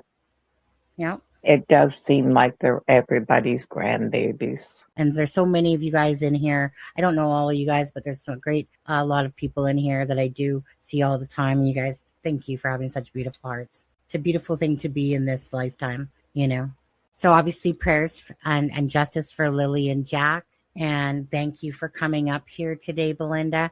I know it's 10 o'clock your time. Are you getting to bed? Are you sleeping any better? I go to bed anywhere between now and 11, but I wake up through the night and continue on. Okay. And because I know, like lots of times I go to sleep, just in my head. It's kind of, come on, give me the powers to see what happened to Jack and Lily. And then I fall asleep. Yeah, I do that too. Yeah. I start thinking about look for any kind of a sign. I know. But Belynda, love you so much. You have a good rest of your night. And thank you so much for coming up on the live. Love you, Sunny, and I love all you guys. Thank you. Yeah. Belynda, it's been so long since we last saw each other. Hi, Sunny. How are you today? I'm doing good. I wanted to thank you for last night. No, thank you for coming on. And I want to thank you for giving me a platform. I am really overwhelmed by all the support I've received and words of encouragement.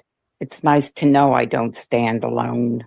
I know I have my family behind me, but to see all of you guys standing behind me too means a lot. I'm very grateful for all the generosity of so many loving strangers supporting my GoFundMe for legal counsel. You're appreciated more than I really know how to put into words. You always make me want to tear up because I know, I just know how genuine you are, and you're not, just like I'm not, you're not that person. It's so hard for you to ask for help.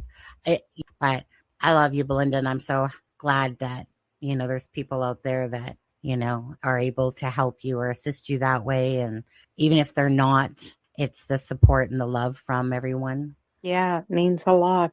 Yeah. And yes, happy birthday, Rhonda. And Patriot Girl, thank you. That I'm going to give it the weekend, and Monday I'll be hitting the phone running.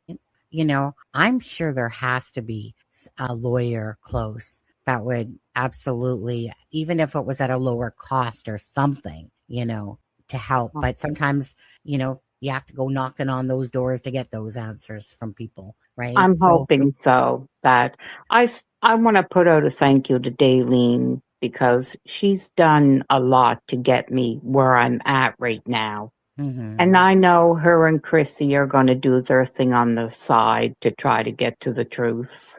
I know we all want justice for Lily and Jack.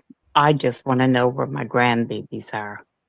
Sure, if a conviction comes with evidence, because you don't necessarily need the bodies to, it's just about the evidence to prove that, but it would be hollow in a sense, because it's a matter of being able, that if the children are deceased, to be able to lay them to rest properly, or else that void would still be there regardless, right? Yes, Yeah. yes, it will. Yeah. I'm hoping this summer, the rest of this spring, this summer, that we have a lot of boots on the ground, a lot of searching taking place, that I really hope that we can find them.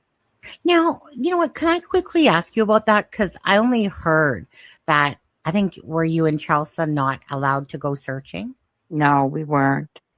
My family was asked not to participate because of my court case. Oh, okay. And so, how did you feel about that? I'm curious. It hurt. It hurt a lot. I understood Nick's point of view on, I do know the mixed feelings between both families. I get that. So I understood me not being there. I did not understand the rest of my family not being there. They weren't there to socialize. They were there to search. So that I don't get. So I was really upset. Yeah. But either way, I need searches to take place. So to me, at the end of the day, I don't care, because I need the searches to take place. Right. Do you know when the next, are they doing another search? I'm sure they will, yes. Their RCMP, the only time they're going to come back is when they actually have something that will guide them to possibly to look. Other than that, they're not going to be doing searches. So it's good. No. It's up to the please bring me home or private searches as best as people can do, to keep that part of it out there for that, while the RCMP, try to work on still the answers through the evidence part. Yeah, just like finding a local lawyer, that I would love to find more local searches that can come out and help. Now that it's coming on, is it all the snow gone away from you guys over there? Oh yeah, definitely. Okay. Right now, we're hitting the season of the black flies, and ticks are on the move already. So you guys get a lot out there, I guess. Yes, we do. Do you? Okay. For this, I had asked Belynda for this. She never even brought it up. I'm the one that said, "Hey, do you by chance have a link for a link to support what you're doing or whatever?" So I had no idea up until yesterday actually about this GoFundMe. And if I was told, my brain had forgotten. I'm not sure, because like I said, I promised I would not keep you, too long. You have is it tomorrow you have your granddaughter? I was supposed to have my granddaughter today, but okay. she is, she's sick. that. So it's put off for another week until she's feeling better. Okay. Because you know what? I thought you had said Thursday. Yeah. But then when you agreed, I thought, okay, well, maybe I'm wrong. Maybe it was Friday, Saturday, Sunday on there. Yeah. So what's your plans this weekend? I have to go to town early tomorrow. Our truck's off the road right now, doing repairs for a safety inspection coming up. So we're traveling with my stepson right now. So it's an early morning tomorrow to hit town. Yeah. I guess because obviously it's coming on 8:30 over there and everything like that. Sonny, I want everybody to know that I have no idea how much a lawyer's going to cost. So I want people to know that anything that is donated, if I can get another pro bono and see what might incur with that, I don't know. But everybody will decide in the end what happens to the money. Yeah. Hey, Belynda, go ahead, finish. My bad. That if I don't need the money for a lawyer, then everybody can decide where this money should be put. Yeah. Would you be against having a live Jack and Lily-thon for you? I've done that. What does that mean? It basically means the live is about people coming in, talking about the case, you being here, and then people just, as they come in and out through the live, that wish to donate. But the whole live, the concept is about basically a donation-thon or a Jack and Lily-thon or a Belynda-thon, whatever you want to call it. And it's just a live where it's really about that. I've done them before for others, and again, it's no one's twisting anyone's arms. It's just, one of those things, you can get asked whatever questions, answer any questions as we do the live type of idea. And as people, like I said, come in and donate. Would you be against that? I wouldn't be against it, but I might need a couple of nights to possibly prepare. Yeah, like it could be like maybe a next Saturday thing or something like that. Or you said you had your granddaughter. Well, no, I get my granddaughter at the end of the month. Yeah. So it won't be this weekend. So next weekend is free. Yeah, like the only thing I have is the dentist at 12 o'clock. But so Saturday would be perfect for me on there. I can make that work. Yeah.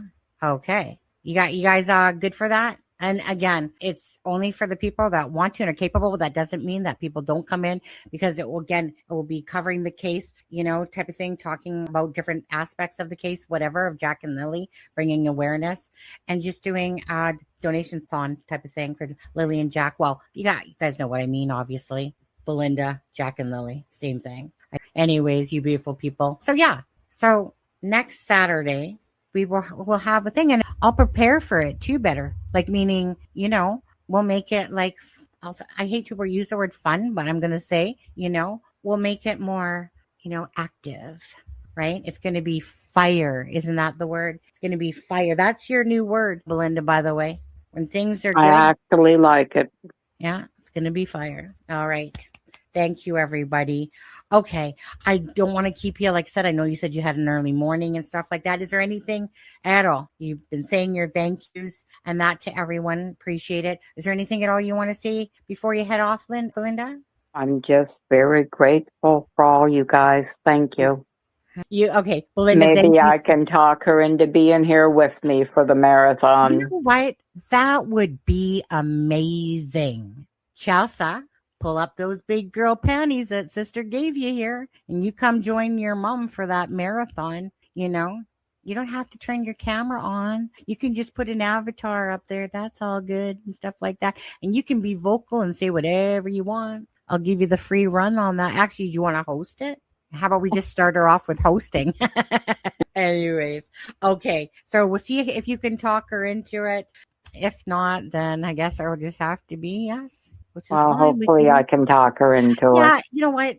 Sometimes there's the time. And the time is now. And the time is, like now, when I say now, next Saturday, Chelsea. All right? So pull up those big girl panties and come on up with us. All right? Thing is, honestly, usually when people do it once, they're actually like, that wasn't bad. Is that how you felt, Belynda? I know you're in a different circumstance because obviously. Yes, but no, it actually still is bad. Yeah.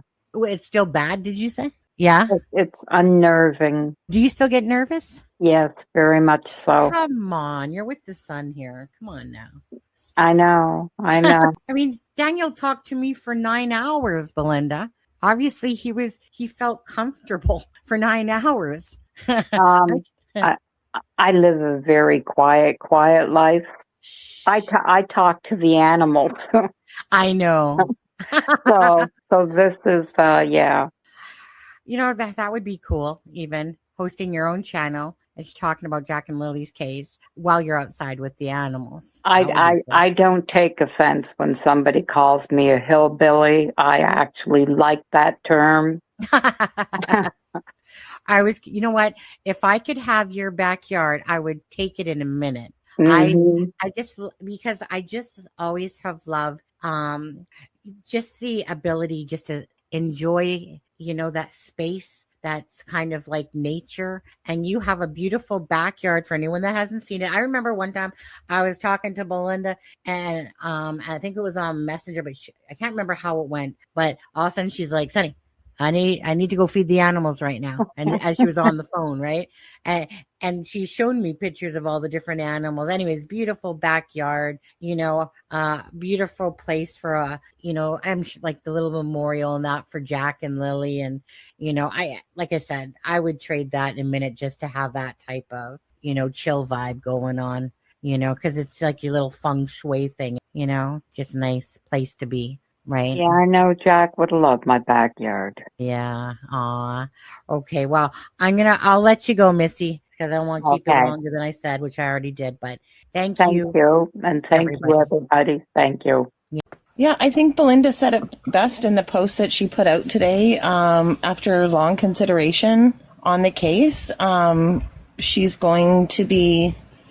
seeking new legal counsel to continue. Oh, there she is. Hello. Welcome, Belynda. Hi. Belynda, I was just saying that you said it best in your post about after long consideration, you'll be seeking a new lawyer to help you with the guardianship application. And I'm open to answering any questions. There's nothing negative happened between Belynda and I. We've worked together. We're all good. So I'm very glad to have you on the panel. Well, here's the reality is that I had a hard discussion with myself, as I've shared before in the beginning of the case. I was spending a lot of time analyzing information and trying to keep up with the case. And that's what drove me to speak with Belynda and say, I want to offer my own skill set to help you in the best way I can. And here's one way in which we can move the case forward. And these are the reasons and the risks. And to that end, every step of the way, we've committed to that together. It's never, we've never looked back, so to speak, on the road that we're on. And the road that I'll let Belynda speak for herself, but as I see it, Belynda's on a road. Sorry, I could get a bit emotional here, but on a road to finding her grandchildren. And that road to finding her grandchildren, part of that path is a lawyer with guardianship, but the bigger road that she's on has room for people like myself and other people who want to help find these kids. We've worked as hard as we can to the maximum potential of what I could do for her, given the circumstances and everything on balance. She's brave and she's courageous and she has grace and she's very intelligent. So when she comes to me and says something like, I think we can move the case forward. What do you think about this? And, it's exactly what will move the case forward. I'm not going anywhere from a perspective of, helping find answers for Jack and Lily. And I'll always be here to help Belynda, or Chelsea or any other people who really need a hand in a minute with anything legal and or otherwise.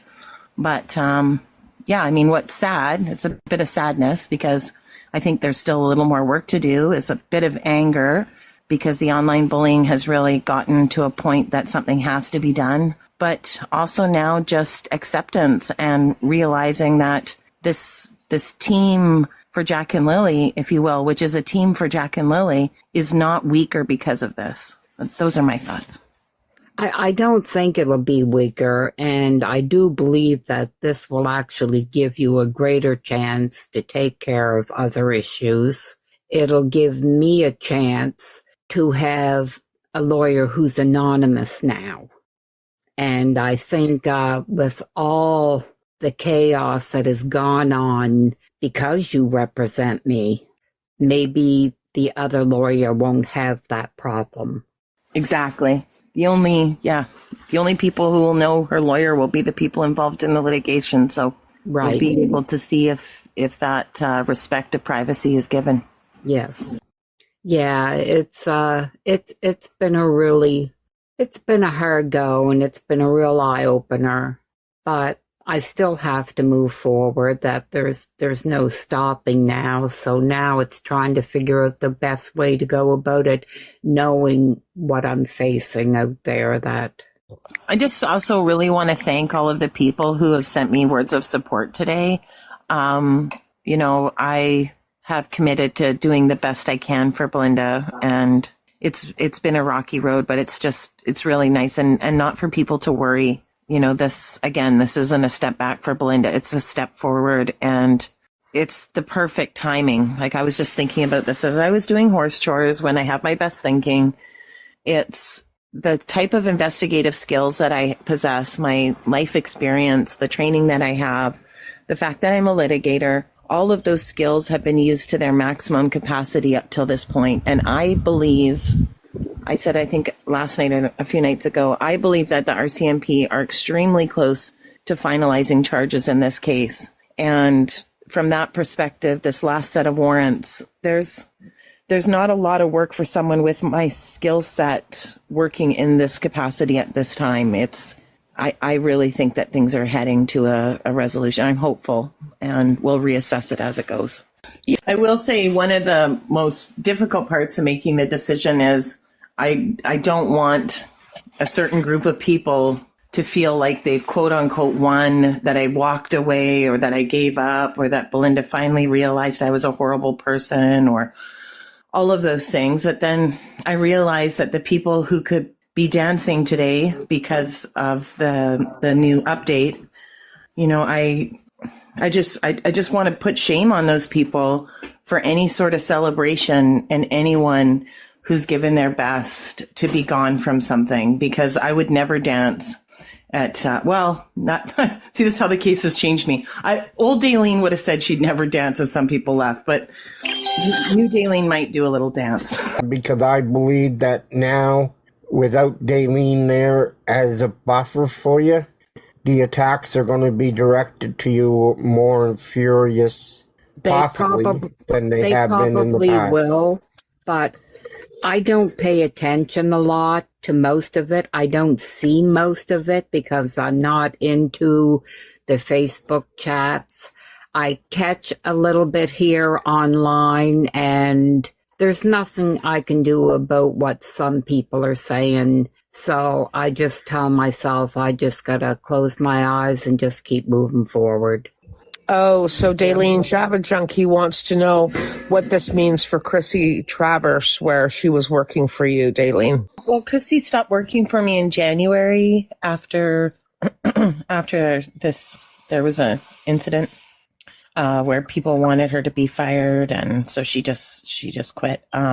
So she doesn't work for me, but Chrissy's still Chrissy, and it's Crissy. Sorry. She's lots of misspellings on her name. So, what does it mean for working maybe with Chrissy? I mean, I can go back to working with Chrissy as much as I like, as I was before I started working for Belynda. I could talk to Chrissy every day if I like. Chrissy's still got some great ideas, great leads on the case. She's working hard. I'm looking forward to that. It'll be nice to see the case from a different perspective, because even tonight, although I know there's some formalities that need to take place to transfer Belynda to a new lawyer, so I'll be conservative until that's done. but I have, been given free rein by my client, by Belynda, to speak about the case once I'm done with the case. So it'll really broaden what I'm able to talk about based on the fact that Belynda's, like I said, we're walking on the road to find Jack and Lily. The path is sitting right there. I'm just stepping off the path for now. Another lawyer is going to come in, but how amazing will it be for me to work with another lawyer and get the information that I have to her lawyer? It's right. It's going to be amazing. Yeah.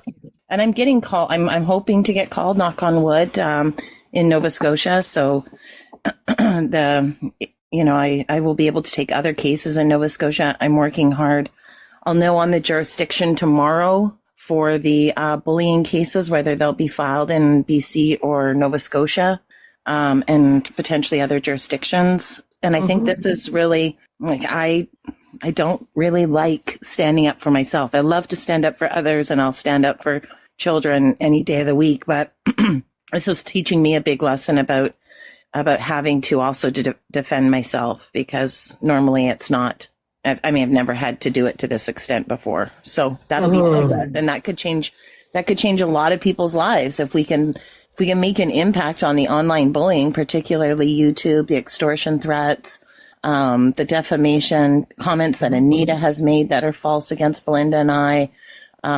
If we can make a difference there, and find Jack and Lily, well, that's another win-win. Like every time I turn around, it's another win. So strategically speaking, it's brilliant, and it's credit down to Belynda. I mean, I wish it was my idea, but it was, I'm pretty stubborn in holding the space for her to make sure she's got someone who's a lawyer to help her. So that part of it we can still manage until she's handed off to someone. So yeah, no, I have, like, the timing. People are wondering about the timing. Did something happen? Is this because of Larry Cameron? And even I thought today, oh my gosh, did this all happen because of Larry Cameron? And then I was like, wait a second.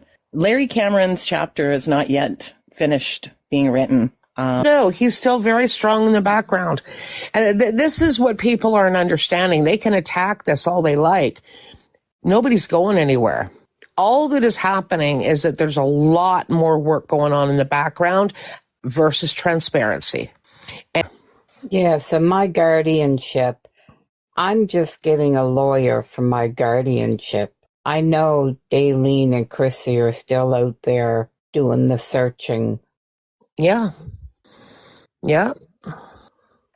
Yeah, it's, I just think it's so important that when we think about, children and the role that children play in our lives and our families, and that we just, for myself on a personal level, I've started considering things I could do in my local community once a week, once every 2 weeks, to help ease a burden on less fortunate children. There is programs here at our local elementary school where a wealthy woman provides food baskets and stuff to needy families. It's really opened my mind to how we can actually make an impact on the ground in our own lives that can improve the lives of children as a result of learning about Jack and Lily. And if that little lesson can be transferred over, 10,000, 100,000, a million times, the effect for our children in our community will be exponentially better. So it's also, the whole experience and reflecting on it and what it means and how we can make a change. Yes, we can continue to follow up leads for Jack and Lily. Yes, that's happening all the time. There are plans in place, there's strategies, there's goals, but also, take a look in our own families. How are our nieces and nephews doing? Food is scarce. It's hard to just even put food on the table for kids right now. I can't, imagine how parents are doing it. Yeah, and there's other, like Belynda said, this is just the guardianship case that I've stepped off of for her. There are other legal cases that will likely come down the road with respect to Belynda's rights, and I'm not saying that I'm going to play any role in any of that. I'm just saying that there's so many legal aspects to her case. Her story hasn't been written by this either. Belynda, are you okay if I just say a couple general words about court today? Yes. So we had a very positive court appearance today. The matters are proceeding towards hearings. We'll keep an eye on those hearings as we get new legal counsel on. But overall, it was a very positive court appearance, and there's no, that's moving forward. So that's a very positive aspect about today. Okay, Belynda, sorry, I'm going to do this. I just want to put on the record that Belynda and I have never asked anyone to cause any harm to Anita. And I from my own perspective, I think that the creator that's encouraging Scamnita to talk is upset with Belynda and myself because of a mistake we made with respect to a recording that he had that he didn't.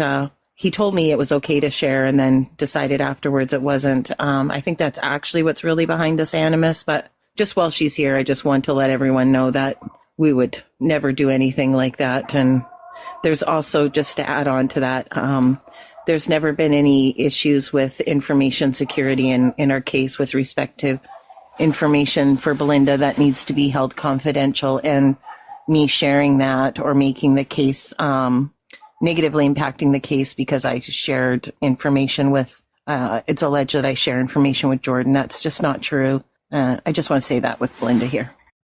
I don't have a problem with that. That was never an issue for me. Like I said, I don't know what her goal is.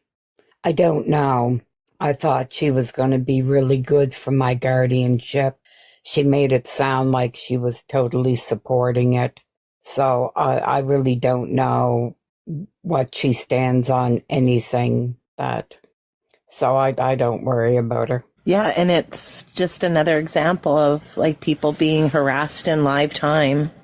That's just how disgusting the Coliseum has gotten. I just can't stress enough the difference that I've seen between Chance Lays, and I don't have any reason to think that Chance is involved in any way with this case, but just to listen to his angry, somewhat abusive response to Anita that lasted like 6 minutes, and you compare that to 9 hours and 40 minutes. I mean, if you were to ask somebody which one of these people is hiding something, I think the answer is self-evident. And we shall see too, maybe with me being gone, certain people will be more open to speaking with Belynda directly and helping her understand better everything that's happened. I mean, that's another positive. Boy, I'm really on the sunny side today. This is good. I thought it would be a harder day, but there has been some tears for sure. I mean, I'm still sad about the fact that the base of this is that Jack and Lily are still missing, and to think that we can be so far and still not be there, it's a bit frustrating, but I'm hopeful we'll get there. Myself, I feel we found a new way to combat and fight it, and we found a new way to move it all forward. I'll just be blunt about it. There are two types of people in the case. There's people in the case who want to find the truth, and there's people in the case who are working to not find the truth. And if you use that filter on every action, statement, interaction with an individual, it tells a story. And that story should not be ignored. And to go back to, let's get closer to the truth.